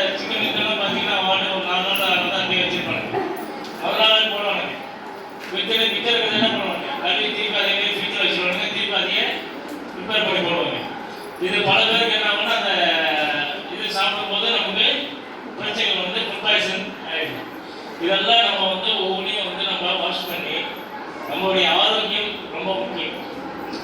நம்ம ஆரோக்கியம் எந்த அளவுக்கு முக்கியமோ அந்த அளவுக்கு நம்ம சமுதாயமும் நம்ம இருக்கிற இடமும் முக்கியம். ஏன்னா இருக்கிற இடம்லாம் ஆரோக்கியமா இருந்தால் நம்ம ஆரோக்கியமா இருக்கும். நம்ம மட்டும் ஆரோக்கியத்தை சுற்றி ஃபுல்லாக ஒரே இதாக வச்சுருக்காங்க, அதையெல்லாம் அட்டாக் பண்ணி நம்மளும் சேர்ந்து போயிடும். அதனால நம்ம ஆரோக்கியம் முக்கியம், நம்மளுடைய அவேர்னஸ் முக்கியம். பேராசை இல்லாமல் நமக்கு எது தேவையோ அந்த பொருளை மட்டும் வாங்கி அந்த பொருளை மட்டும் உபயோகிங்க. எந்த பொருள் வாங்கினாலும் அதனுடைய நல்லது கெட்டது நல்லா தீர விசாரிச்சு நல்லா தெரிஞ்சுக்கிட்டு அந்த பொருளை வாங்குங்க. ரைட்டுங்களா? அதே மாதிரி வந்து நீங்க எந்த விளம்பரத்தையும் பார்த்து மயங்காதீங்க. ஏன்னா நம்ம சினிமாவுக்கு பார்க்குறோம்னா காசு கொடுத்து பார்க்குறோம், அவன் நடிக்கிறான், பார்த்து வந்துடும், அதோட விட்டுருங்க. அதுக்குள்ளே அவனை நினச்சிட்டு கவனம் பண்ணிட்டு போயிருங்க இல்லையா? அவன் இப்படி சண்டை போட்டான், அப்படி சண்டை போட்டான், அப்படி உதவி பண்ணான், இப்படி உதவி பண்ணான் அப்படின்னு சொல்லிட்டுலாம் நம்ம திங்க் பண்ணலாம். ஏன்னா அவன் எல்லாத்தையும் காசு வாங்கிட்டு நடிச்சுட்டு அடுத்து அவன் பர்சனலாக போய் பார்த்தீங்கன்னா ரொம்ப மோசமான நிலைமையில தான் இருக்கும். ஐயோ போனா அப்படின்னு. அதனால வந்து சினிமா சீரியல்கள் வந்து நடிப்பு நமக்கு பொழுதுபோக்கு, அவ்வளோதான். அதோட நிப்பாட்டிகள் தவிர அதில் நல்லதாக நடித்தா நல்லதாக உதவி பண்ணோம்னா அவன் கொஞ்ச நாள் பார்த்தோம்னா மோசமான போயிடும், ரொம்ப மோசமாக நல்லா இருக்கும். ஏன்னா நான் சென்னையில் அந்த சினிமா நிறைய நான் பார்த்துட்டு தான் இருக்கேன், எங்கள் ஃபீல்டில் இருக்கேன். எல்லாம் நடிக்கிறதுக்கும் அவன் பார்க்குறதுக்கும் சம்மந்தமே இருக்கு. அதனால நீங்கள் அந்த மாதிரி அவன் படத்தில் நல்லது செய்யணும்னு சொல்லிட்டு அவன் நல்லது செய்யணும்னு நினைக்கிறாங்க. அதை வந்து காசு கொடுத்தா மட்டும் நல்லா தான் நடிப்பான். அந்த காசு இல்லைனாலும் நம்ம நல்லது கொடுப்போம் இல்லையா? அதனால வந்து சுற்றி இருக்கிறவங்க ஃபுல்லாக பாதுகாப்பாக இருந்தால் தான் நம்மளும் பாதுகாப்பாக இருக்க முடியும். அதனால் நுகர்வோரெல்லாம் விழிப்போடு இருந்தால் மட்டும்தான் தரமான நுகர்வோரை நம்ம உருவாகலாம். நம்ம மட்டும் இல்லை, நம்முடைய சந்ததிகளும் தரமான நுகர்வோரை மாறுவாங்க. தரமான நுகர்வோரை மாறினா திருடம் பூரா திண்டிடும்.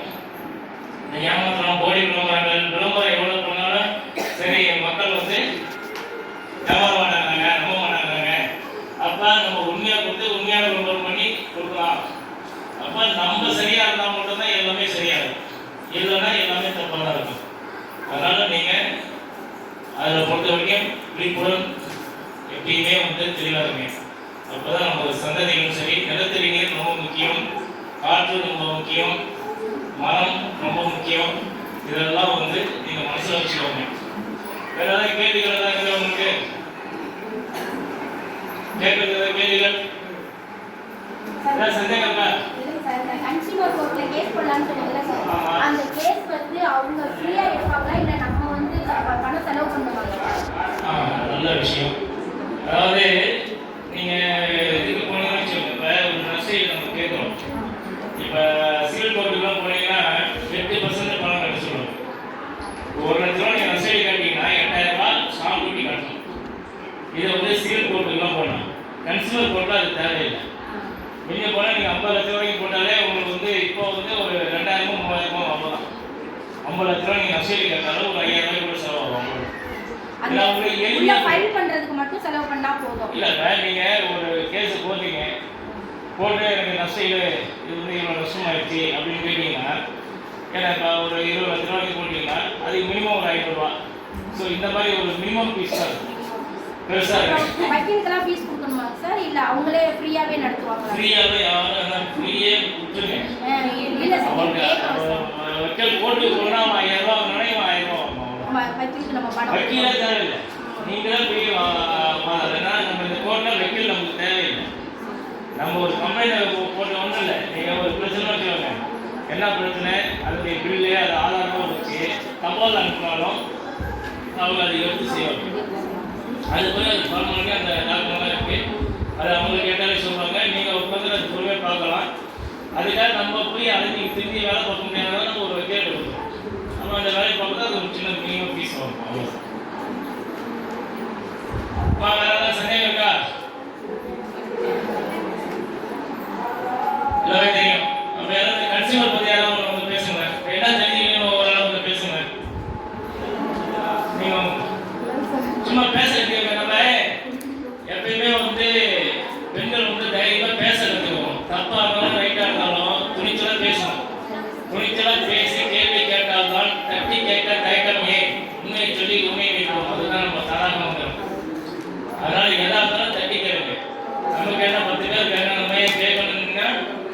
நஷ்டம் நமக்கு தான். எங்க வீட்டு பக்கத்துல ஒரு கேணி இருக்கு. எங்க வீடு சுத்தி கேணி இருக்கு. சரி. இப்ப அந்த கேணியில வந்து ஒரு தலை மரம் இருக்கு. மரம் குப்பை எல்லாம் கொட்டி இருக்கு. சரி. அது கொட்டினதுக்கு நான் ஒரு சேனலை பார்த்துட்டு டிவியில அது வந்து நியூஸ் சேனல் இப்போ 2 வருஷம் இருக்கும். அதை பார்த்துட்டு நான் அவங்களுக்கு வந்து ஃபோன் பண்ணி நான் பேசினேன். பேசினதுக்கப்புறம் யூனியன் ஆஃபீஸ்லேருந்து எல்லோரும் வந்தாங்க. வந்துட்டு கேணியை மூடி கொடுங்க அப்படின்னு சொல்லி நான் கேட்டதுக்கு அவங்க சுத்தம் பண்ணிட்டு போயிட்டாங்க. மறுபடியும் அந்த தண்ணி ஊறி மறுபடியும் அந்த தலையெல்லாம் போட்டுது. கொசுக்கள் வந்து நிறையா இருக்குது. இப்போ நாங்கள் அந்த வீட்டையே காலி பண்ணிவிட்டு நாங்கள் வேறு வீடு கட்டிட்டு வந்து வந்துட்டோம். இப்பயுமே கண்டிப்பாக யூஸ் பண்ணுவீங்களா? என்னங்க சார் இந்த கேணி தண்ணி அந்த கேணி தண்ணி சார் நான் வந்து அது வந்து பொதுவான கிணறு சார். நான் வந்து அதுக்கு எவ்வளவோ போராடிட்டேன். டிவி சேனலில் அது ரிப்போர்ட் கொடுத்தேன், தலைவர்கிட்ட ரிப்போர்ட் கொடுத்தேன், சேர்மன்கிட்ட சொல்லிட்டோம். மேலே வலை மாதிரி அது எப்பயில இருந்தே இப்போ போட்டுக்கிட்டே தான் சார் இருக்காங்க வலை. உண்மைதான் சார். அதுக்கெல்லாம் ஒத்துக்க மாட்டாங்க சார் யாரும் வந்து. இப்போ நான் வந்து நிறைய இடத்துல பஞ்சாயத்து இதுனா பஞ்சாயத்தில் கூட்டம் போடுவாங்கல்ல, அதுலேயும் நாங்கள் கிராம சபை கூட்டம் இப்போ ஊர் மக்கள் என்ன சொல்கிறாங்க, அதில் 2 பேர் மூடலாங்கிறாங்க, 2 பேர் மூட வேணாங்கிறாங்க. அப்போ பக்கத்தில் இருக்கிறவங்களுக்கு தானே அது தொந்தரவு சார். இப்போ இதே மழை வந்துருச்சுன்னு வச்சுக்கோங்க, மழை இல்லாத வரைக்கும் சந்தோஷம். மழை வந்துருச்சுன்னா அந்த தண்ணி விழுகும்போது இந்த வாடை வெளியே வருது. அப்போ அந்த லைனில் இருக்கிறவங்க பக்கம் எனக்கு ஃபஸ்ட்டு பாதிப்பு, 2வது அடுத்தவங்களுக்கெல்லாம். இதை வந்து யாருமே பக்கத்தில் கண்டுக்கல. நான் மட்டும்தான் அதுக்கு ஆக்ஷன் எடுங்கன்னு சொல்லிக்கிட்டே இருக்கேன். இன்னும் வரைக்கும் அது ஒரே ஒரு தடவை மட்டும் தான் தூர் வரப்படுச்சு.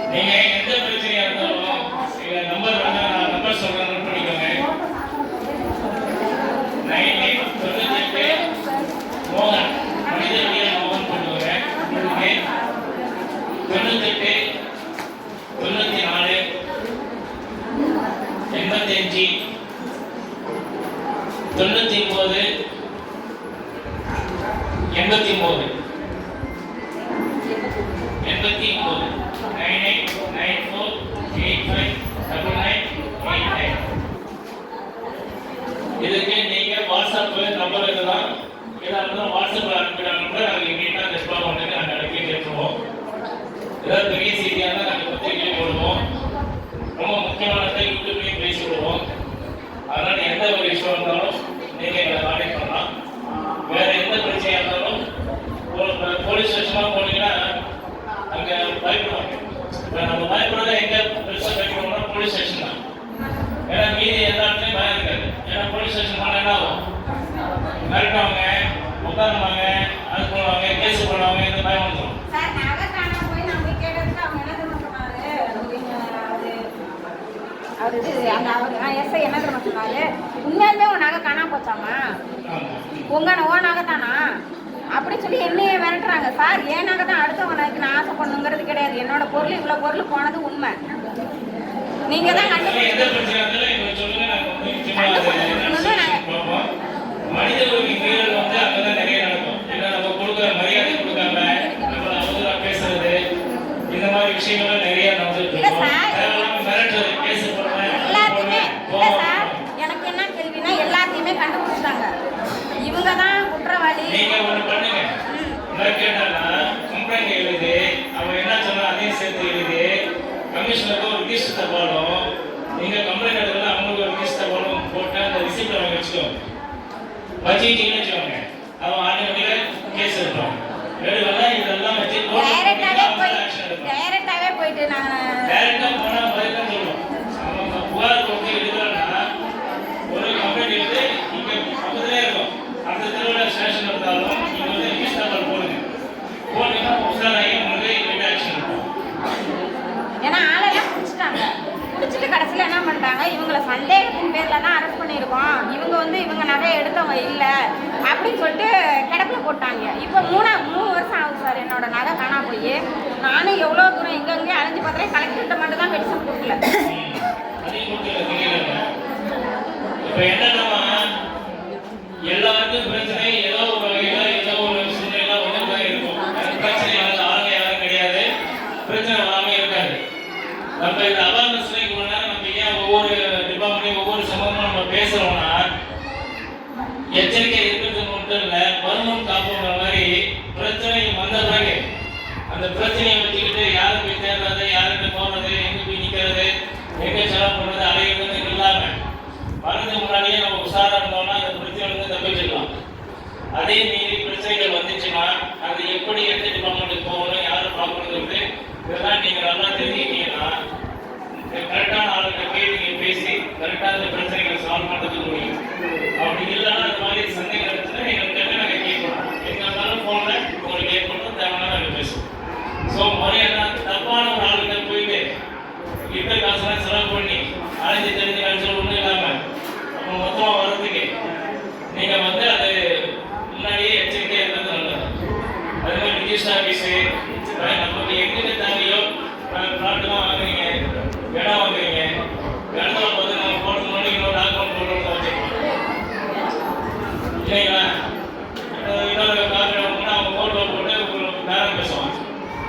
சரி உங்களுக்கு தான் நீங்கள் அமௌண்ட் கொடுத்து இந்த மாதிரி நிறைய சம்பாதிக்கணும், குடும்ப வழியில் சம்பாதிக்கணுங்கிறது இப்போ நிறைய பேர் நிறைய வேலைக்கு பண்ணிட்டு இருக்காங்க. அதில் ஒன்றெல்லாம் வந்து நம்ம தற்காத்து கொள்வதற்கு நுகர்வோர் விழிப்புணர்வு ரொம்ப ரொம்ப முக்கியம். இந்த மாதிரி மீட்டிங்கில் நிறைய அட்டன் பண்ணுங்க, நிறைய பத்திரிகைகள் படிங்க, நிறைய விஷயங்கள் தெரிஞ்சுக்கோங்க. வேறு எதாவது சந்தேகங்கள் இருந்தால் கேளுங்க, நிச்சயமாக நம்ம சொல்லித்தரோம். வேறு ஏதாவது சந்தேகங்கள் ஏதாவது நீங்கள் என்ன தெரிஞ்சுக்கிங்க இவ்வளோ நேரம் பேச முடியா? பேசுறதுல உங்களுக்கு என்ன யாரு?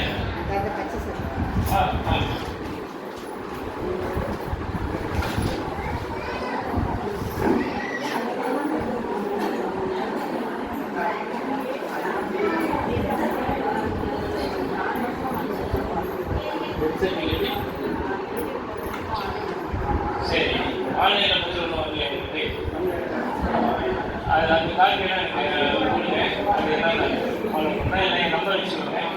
அந்த காலத்தில் எங்கே கொடுக்கணுமோ அங்கே கொடுங்க. அது வரலாம்.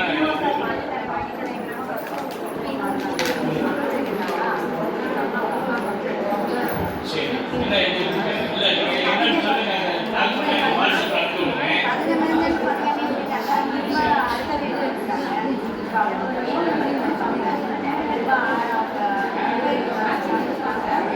பாருங்க என்னன்னு அப்படி இல்லைன்னு சொல்லுங்க. நீங்க பேசுங்க, என்ன தெரியுது மீட்டிங் பேசுறீங்களா?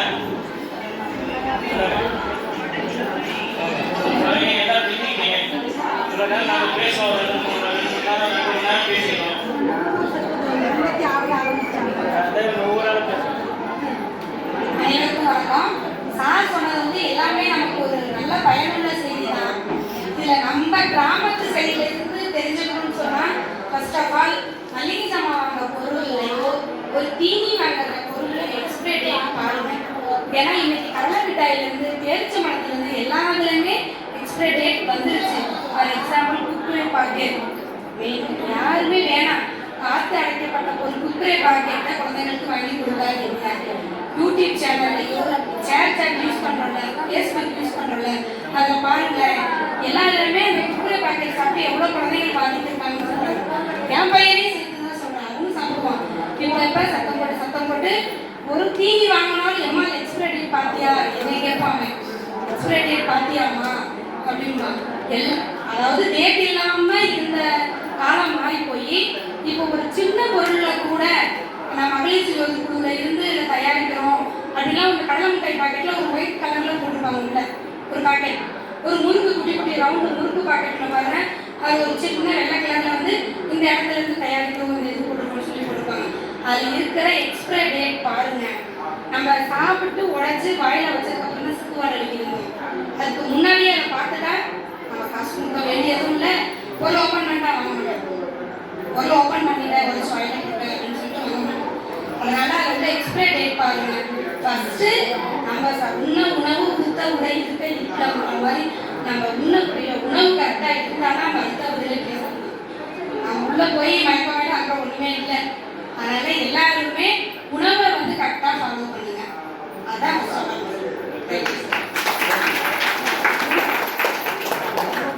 அன்பு செல்வி ஜெயமகால். சரி, நாங்கள் வந்து இவ்வளோ நேரம் எடுத்ததுக்கு கொஞ்சம் ஒரு திருப்தியாக இருக்கு. இதை நீங்கள் தான் ரொம்ப நேரம் கேட்டுருக்கீங்க. வாங்க.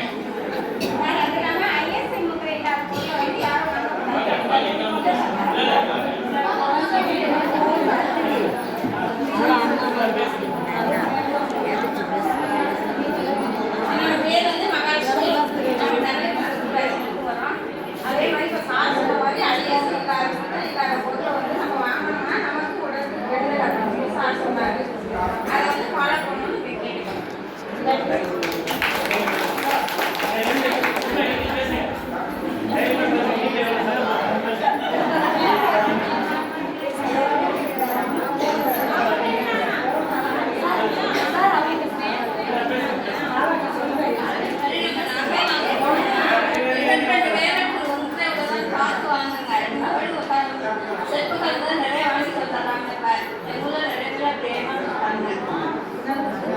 நகை வாங்கும்போது 9 இயர்ஸ் பெரியவங்க சாப்பிடுவாங்க.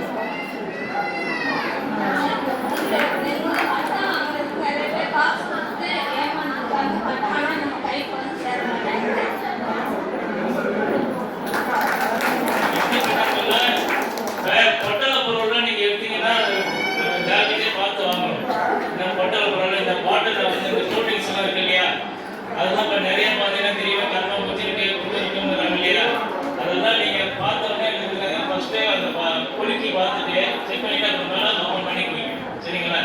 முடிஞ்ச வரைக்கும் நம்ம எச்சரிக்கையா இருக்கணும், அதுதான் முக்கியம். பேசுங்க.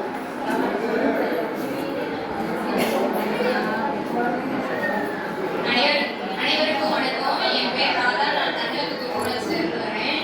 குழந்தைங்க கிட்ட அதிகமாக செல்போன் கொடுக்காதீங்க. ரெண்டாவது, நம்ம நகை வாங்கும்போது ஐஎஸ்ஐ முத்திரை அதில் இருக்கான்னு பார்த்துட்டு வாங்குங்க. எல்லாரும் இதை ஃபாலோ பண்ணுவீங்கன்னு நான் நம்புறேன்.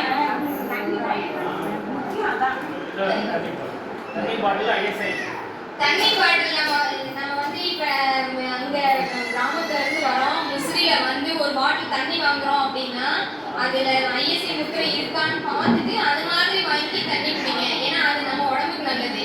இல்லைன்னா தண்ணி கண்ட தண்ணியை குடிச்சிட்டு நம்ம நோயை நம்மளே வாங்கி போகிற மாதிரி இருக்கும். அது மாதிரி நீங்கள் வாங்கிக்கணும். அதெல்லாம் நீங்கள் ஃபாலோ பண்ணணும்னு நான் கேட்டுக்கிறேன்.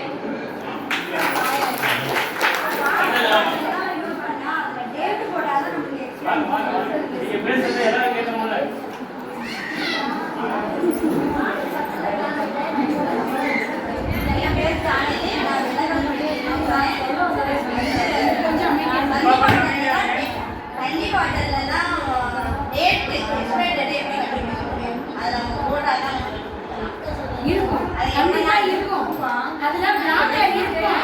நம்ம நல்லா மென்ஷன் பண்ணி பார்த்தா தான் தெரியும். அதில் பிளாக்ல இருக்கும், அது தெரியாது. கூலிங்காக இருந்தால் உங்களால் பார்க்க முடியாது. கூலிங் போனால் தான் அதில் உள்ள எக்ஸ்பிரே டேட் தெரியும். கூலிங்கை நீங்கள் தொடச்சிட்டு பார்த்தா தான் எக்ஸ்பிரே தெரியும். தண்ணியே வந்து என்னன்னா இந்த ஐஎஸ்ஐ முத்திரையோட பேக்கேஜ் இருக்கு இல்லையா, இது எல்லாம் இப்போ நிறைய இடத்துல நாங்களே நிறைய கண்டுபிடிச்சிருக்கோம். இந்த ஸ்டிக்கர்லாம் வச்சுக்கிட்டு அந்த சுடு தண்ணியை காய்ச்சி ஆற வச்சு அதை ஊற்றி பேக் பண்ணி ஊற்றுறோம். அந்த மாதிரிலாம் நிறையா நடந்துட்டு இருக்கு. அதனால வந்து ஐஎஸ்ஐ இருக்கணும். ஐஎஸ்ஐ வந்து ஒவ்வொன்றுக்கும் ஒரு நம்பர் இருக்கு. ஐஎஸ்ஐ வந்து காமனாக இருக்கும். இப்போ வந்து தண்ணினா அதுக்கு ஒரு நம்பர், கோட் நம்பர் இருக்கும். இரும்புனா அதுக்கு ஒரு கோட் நம்பர், இந்த மாதிரி அயன் பாக்ஸ்னா அதுக்கு ஒரு கோட் நம்பர், இந்த மாதிரி இருக்கும். அதெல்லாம் நம்ம பார்த்துட்டு அதை வந்து நம்ம சந்தேகம்னா உடனே கேட்டு தெரியும். எல்லாம் படிக்கணும், அது ரொம்ப பெரிய விஷயம். அதனால வந்து அதை பார்த்துட்டு நம்ம ஐஎஸ்ஐ இருக்கான்னு முதல்ல பார்த்தாலே மேக்ஸிமம் வந்து உங்களுக்கு சரியாகும். அதை மெயினாக செக் பண்ணிக்கோங்க. அதே மாதிரி இந்த நம்ம ஒரு பொருள் வாங்குறோம்னா பெரிய பெரிய கம்பெனிஸ் இருக்கும். அவங்ககிட்ட போய் வாங்க, இப்போ எப்படி இவ்வளோ பெரிய கம்பெனி நம்ம மோத முடியுமா போக முடியுமான்னா பயந்துகிட்டே இருக்க வேண்டாம். ஏன்னா நுகர்வோர் பொறுத்த வரைக்கும் நம்ம கிட்ட ஆதாரங்கள் சரியா இருந்து தவறு நடந்துச்சுன்னா நம்ம எவ்வளோ பெரிய ஆளாக இருந்தாலும் நம்ம கேஸ் போடுறோம். உதாரணத்துக்கு நாங்கள் இந்த வசந்தன் மேலே ஒரு கேஸ் ஒன்று போட வச்சுக்கோங்க. நம்ம கிட்ட அவங்க ஒரு கேஸ் செட்டு ஒன்று வாங்கி அது வந்து உடனே ப்ராப்ளம் ஆச்சு. அவங்க வந்து சர்வீஸ் கொடுத்து பார்த்தாங்க, ஒன்றும் வழி இல்லை, ஆளே வரல. அதை சொல்லி நம்ம கிட்ட வந்தாங்க. நான் நோட்டீஸ் ஃபஸ்ட்டு அனுப்புனேன். அனுப்புனே என்ன கன்சூமர் நோட்டீஸ் தான் இதை வச்சு என்ன பண்ண முடியும் டீ போட்டேன். ரெண்டாவது வீட்டில் என்ன பண்ணேன், அவங்களுக்கும் அந்த ஹெட் குவார்ட்டர்ஸுக்கும் அந்த சர்வீஸ் சோனி அந்த கம்பெனி எல்லாத்தையும் சேர்த்து அனுப்புனேன். அனுப்புனே சரியாக பதில் வரல. மூணாவது நான் கேஸ் ஃபைல் பண்ணேன்னு சொல்லிட்டு டெலிகிராம் அடிச்சு விட்டேன். மூணாவது டெலிகிராம் அடிச்சு போய் இந்த வசந்த மேனேஜருக்கு யாரும் கம்ப்ளைண்ட் கொடுத்தாங்க, நம்மகிட்ட கஸ்டமர் வீட்டு வாசலாம் 4 மணிக்கு நிற்கும். விடிய 4 மணிக்கு அங்கே தண்ணி தெளிக்க போவாங்க இல்லையா, வந்து கம்பெனி என்ன சொன்னாங்க, நீங்கள் அந்த பிரச்சனையை முடிச்சுட்டு நீங்கள் கடையில் உட்காருங்க. அப்போ என்ன ஆகுனா அவன் வந்து நின்று பார்த்தா ஒன்றும் இல்லை. அதுக்குள்ளே அவன் ஒய்ஃப் வந்தாங்க. அப்புறம் பிள்ளைங்களோட வந்து எங்களுக்கு இது சால்வ் ஆகணும்னா எங்களுக்கு குழந்தை போயிடும் பண்ணி அவங்க அவர் இல்லை சார் அவர் ஏற்கனவே என்கிட்ட சொல்லிட்டாரு, அதனால் அவர் இல்லாமல் செய்யலாம் நீங்கள் அவர்கிட்ட வாங்கினேன். அப்புறம் எங்கிட்ட கூட்டு வந்த பிறகு அப்புறம் அவங்க வான் பண்ணி அந்த நஷ்டீடு கேட்டு அவங்களுக்கு வாங்கி கொடுத்து அவங்க எழுதி அவங்க அவங்க எனக்கு மனுஷன் வந்து இந்த மாதிரி அவங்க செய்யணும் எழுதி வாங்கிட்டு வாங்கி கொடுத்தோம். நிறைய பேர் நிற்கிது, அதை நீங்களாம் பார்த்துட்டு இருக்கீங்க. அந்த மாதிரி விஷயம்லாம் அதிகமாக பக்காவும் நம்ம போட்டு வச்சுருந்தோம்னா நம்ம கேஸ் போட்டு பண்ணால் அந்த மாதிரி ஒரு கேஸு போட்டு 10 லட்ச ரூபா நம்ம திருச்சி வரணும் நான் வசூல் பண்ணிக்கிறோம். ஸோ நம்மக்கிட்ட ஆதாரங்கள் கரெக்டாக இருக்கும். எந்த ஒரு விஷயமா இருந்தாலும் ஆதாரங்கள் கரெக்டாக இருந்தால் நம்ம வந்து அவங்க மேலே ஆக்ஷன் எடுக்கலாம். நம்ம இன்னைக்கு பேங்க்லலாம் அடகு வைக்கிறீங்களா, வீடு கடை திட்டீங்க இவங்களெல்லாம் அடகு வைக்கிறீங்க இல்லையா, வச்சு லோன் வாங்குறீங்க. லோன் முடிஞ்ச பிறகு பார்த்தீங்கன்னா பேங்க் வந்து டாக்குமெண்ட் தரதுக்கு ஏதாவது கதையை சொல்லிட்டு இருப்பாங்க. அவன் தரணும் தரணும்னு இருக்கு, தரணும்னா வந்து 6 மாதம் 1 வருஷம் கூட எடுத்துட்டு இருப்பான். இப்போ 2019 பிறகு நுகர்வோர் வாழ்க்கையில் இந்த நமக்காக ஃபேவரட்டாக வந்து நிறைய சட்டங்களும் அதுவும் வலுவான சட்டங்கள் இருக்கிறதுனால நம்ம வந்து கன்சூமர் கோர்ட்டு போகிறோம்னு சொன்னாலே அவங்க பயந்துக்கிட்டு சால்வ் பண்ணி கொடுத்துருவாங்க. நீங்கள் தேவையில்லாமல் அவங்க இவங்க நம்ம அலைய பண்ணிடுறோம் யாராக இருந்தாலும் சரி. அது வந்து நமக்கு வந்து ரொம்ப ஸ்ட்ராங்காக இருக்குது கன்சியூமர் 2019 சட்டங்கள். அதனால் வந்து நீங்கள் தைரியமாக எல்லாம் நமக்கு தெரிஞ்சவங்க தானே என்ன பண்ண போகிறாங்க. முன்னெல்லாம் பார்த்தீங்கன்னா சும்மா வாய் வச்சுட்டு இருக்கும், சும்மா வாய் நான் தானே பார்ப்போம் அப்படின்னா அவன் உயிரை போனாலும் கொடுப்பான். அதே ஒரு காலம் இல்லைம்மா அதெல்லாம் முடிச்சுட்டு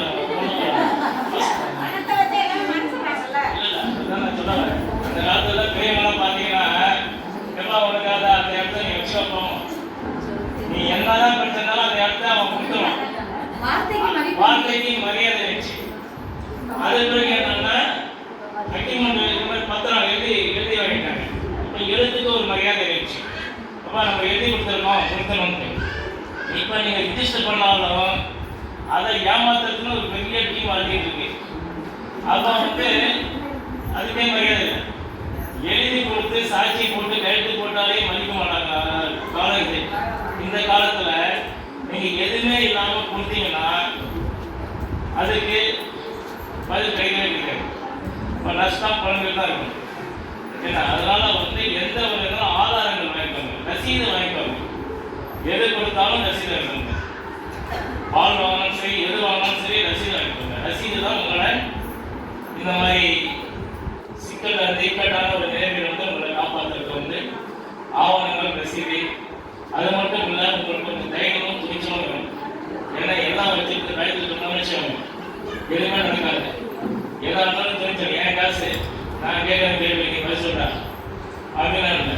என் காசு செலவு பண்ணிட்டு அவங்க ஐயாவுக்கு நிற்கக்கூடாது. ரைட்டுங்களா? அதிகாரிகளும் சரி அரசியல்வாதிகளும் சரி நம்ம கொடுக்குற வரியும் நம்ம கொடுக்குற காசை வச்சு தான் அவங்களுக்கு சம்பளமும் சரி அவங்க கொண்டாடிக்கிறது எல்லாமே நம்ம கஷ்டம். அதனால எஜமானவங்க நம்ம அங்கே வந்து என்ன செய்கிறாங்க, வீட்டு வரி தண்ணி வரி கட்டியே அவங்க கட்டியே ஆகும் அப்படின்னு சொல்கிறாங்க. வராமல் நாங்கள் கட்டிடுறோம். நாங்கள் கட்டிட்டோம், நானும் கட்டிட்டேன். ஆனால் வர தண்ணி தான் செவ்வே வரும். அது தண்ணி என்ன பண்ணுறீங்க, ஒரு வாட்டில் பிடிச்சி வச்சுட்டு எல்லாருக்கிட்டே ஜோனல் மேலே வந்தாங்க. சொன்னேன், அவங்க வந்து கேட்டாங்க இந்த மாதிரி நாங்கள் தண்ணி வரையெல்லாம் கட்டாமல் வச்சுருக்கீங்க, தண்ணி தான் எப்போ அரிசி வரி பண்ணி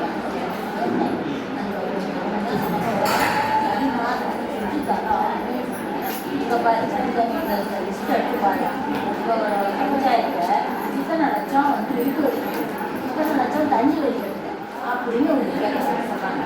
நாங்கள் வந்து அடுத்து இங்கே கட்டாதுக்கு நாங்கள் என்ன செய்யணும், இருக்கிறது 10 பேர் 20 பேர் இருக்கோம்னா 10 பேர் தண்ணி வரி கட்டிட்டோம். 10 பேர் தண்ணி வரி கட்டாதீங்க அவங்க எங்களோட போச்சா இல்லை நாங்கள் போய் தூண்டியல் பண்ணிட்டா அவங்க கட்டுறாங்க. தண்ணி அசுத்தம்னா அது எப்படி பண்ணுறது என்னாலும் அதுதான் பண்ணணும். ஆமாம், அவங்க பணம் கட்டலாம் இவங்க பணம் கட்டலாம் அதுக்காக தான் வந்து அவங்க அதிகாரிகள் அந்த அதெல்லாம் அவங்க பொறுப்பு, நம்ம வேலை கிடையாது. நம்ம வேலை என்னன்னா நான் கட்டலையா நான் கட்டேன் எனக்கு பதில் சொல்லணும் அவ்வளோதான். அவ்வளோதான். அப்படியே நீங்கள் ரைட்டாக இருக்காங்க. இல்லைன்னா அவங்க யார் என்னன்னு சொல்லுங்க, நம்ம கேட்குறோம். அப்படி இல்லைன்னா அவங்களை பத்திரிகையில் போட்டு அதான் மேடம் அதான் சார் மேடத்துக்கிட்ட சோனால் மேடத்துக்கிட்ட சொல்லிட்டேன். எம்எல்ஏட்டையும் போய் சொல்லிட்டா. திரும்பி எத்தனை பேருக்கு தான் சொன்னாலும் அதே தான். நீங்கள் அந்த விஷயத்தை சொல்லுங்க, நான் அதை வந்து விளக்கிட்டு பேசுகிறேன். பேசுகிறேன். எங்களுக்கு ஐயமலை பஞ்சாயத்து எப்படியே நல்லபடியாக சீர்படுத்தி எங்களுக்கு தண்ணி நல்ல தனியாக வரும். சரி ரைட். எனக்கு அந்த கம்ப்ளைண்ட் கொடுத்துருக்கீங்களா, அது கொடுங்க. அந்த நம்பர் இருக்குது அந்த புக்கில், ஃபோன் பண்ணி விஷயத்தை சொல்லுங்க. நான் அது விளக்கிட்டு யாருக்கு எங்களுக்கு சொல்லுங்க. நாங்கள் விளக்கிட்டு சொல்லுவோம். அவர் மாதிரி இவங்க பஞ்சாயத்து தான் சார். அவங்க பஞ்சாயத்து அவங்க பஞ்சாயத்து இருக்காங்க.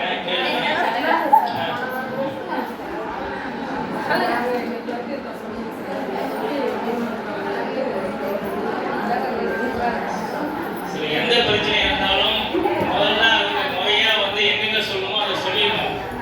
இப்போ காவல்துறையில போய் கம்ப்ளைண்ட் கொடுக்கணும்னு வச்சுக்கோங்க. நமக்கு எஸ்பி தெரியும், கமிஷன் தெரியும், சொல்லி நேராக போனீங்கன்னா என்ன பண்ணுறாங்கன்னா, முதல்ல உங்ககிட்ட இருக்கிற ஸ்டேஷனில் போய் புகார் கொடுத்தீங்களா, அவங்க நடவடிக்கை இல்லையா, எங்கள்கிட்ட சொல்லுங்க, நாங்கள் வந்து அதுக்கு ஆக்ஷன் எடுத்துருவாங்க. அந்த மாதிரி உங்கள் பகுதியில் பிரச்சனைனா அது பஞ்சாயத்துலையோ ஸ்டேஷனில் சொல்லுங்க. நடவடிக்கை எடுக்கலன்னா அது சம்பவமாக எனக்கு கொடுங்க. நாங்கள் ஆக்ஷன் நடவடிக்கை எடுக்கிறதுக்கு எவ்வளோ தீர்மானம் பண்ண முடியுமோ பண்ணிடுவோம். ஏன்னா இவங்க வந்து இப்போ இவங்க சொல்கிறாங்கன்னா இப்போ 4 பேர் சொன்னாங்கன்னா கேட்கலாம். பட் திருப்பி இவங்க வந்து சண்டை போடணும்னா கஷ்டம். இப்போ நாங்கள்லாம் வந்து அது பெரிய பிரச்சனை இருக்கும். இந்த மாதிரி இங்கே நம்ம டோல்கேட்டில் தண்ணி பிரச்சனை தான் நிறைய வந்து நான் யூடியூப்பில் போட்டு இந்த பிரச்சனையை கட்டி விட்டு அது பிறகு எல்லா அதிகாரிகளும் உள்ள வந்து வீடுகள் மேலே பண்ணாங்க. அதனால நம்ம வந்து சால்வ் பண்ணுறதுக்கு என்ன வழியோ அந்த வழியை பண்ண வந்தாலும் அவங்கள வந்து அசிங்கப்படுத்தணுங்கிற அவசியம் நமக்கு இல்லை. நமக்கு பிரச்சனை முடிச்சுன்னா போதும், அதுக்கு ஒரு அதிகாரிகள் வந்து செய்யணும், அவ்வளோதான். ரைட்டுங்களா? அதனால இப்பெல்லாம் வந்து அமைதியாக கேட்டுக்கிட்டு இருந்தீங்கன்னா பெரிய லெவலில் வந்து படிக்க மாட்டாங்க. அதனால கொஞ்சம் போராடி கேட்டாலும் நமக்கு வேலைகள் நடக்கும், பதிலையும் கிடைக்கும். அதனால தட்டி கேளுங்க. திருப்பி பார்த்தீங்கன்னா தட்டி கேளுங்க, தயங்காமல் நீங்கள் வந்து தட்டி கேளுங்க. அதுக்காக கண்டதுக்கு தட்டாதீங்க. என்ன நியாயமான பிரச்சனை அதுக்கு மட்டும் தட்டி கேளுங்க, நிச்சயமாக உங்களுக்கு பதில் கிடைக்கும். வீடியோ பேசுங்க, நான் பேசுகிறேன். அம்மா வேற யாரு லஞ்ச் டைம் வந்துடும். எல்லாருக்கும் மதியானம் சாப்பாடு உண்டு. ஒன்றுமே சாப்பிட்டு ரெஸ்ட் எடுங்க. வேற ஏதாவது கேள்வி இருக்கா?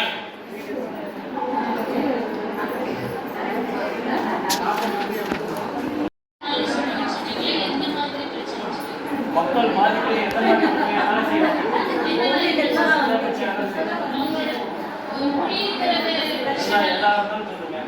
எந்த பிரச்சனை இருந்தாலும் எங்களுக்கு ஃபோன் பண்ணி கேளுங்க. அதை நாங்கள் பண்ண முடியுமா முடியாது சொல்கிறோம். இல்லைன்னா பண்ணுறதுக்கு எந்த மாதிரி வழின்னு சொல்கிறோம், அந்த வழியை ஃபாலோ பண்ணுறோம். சரியா?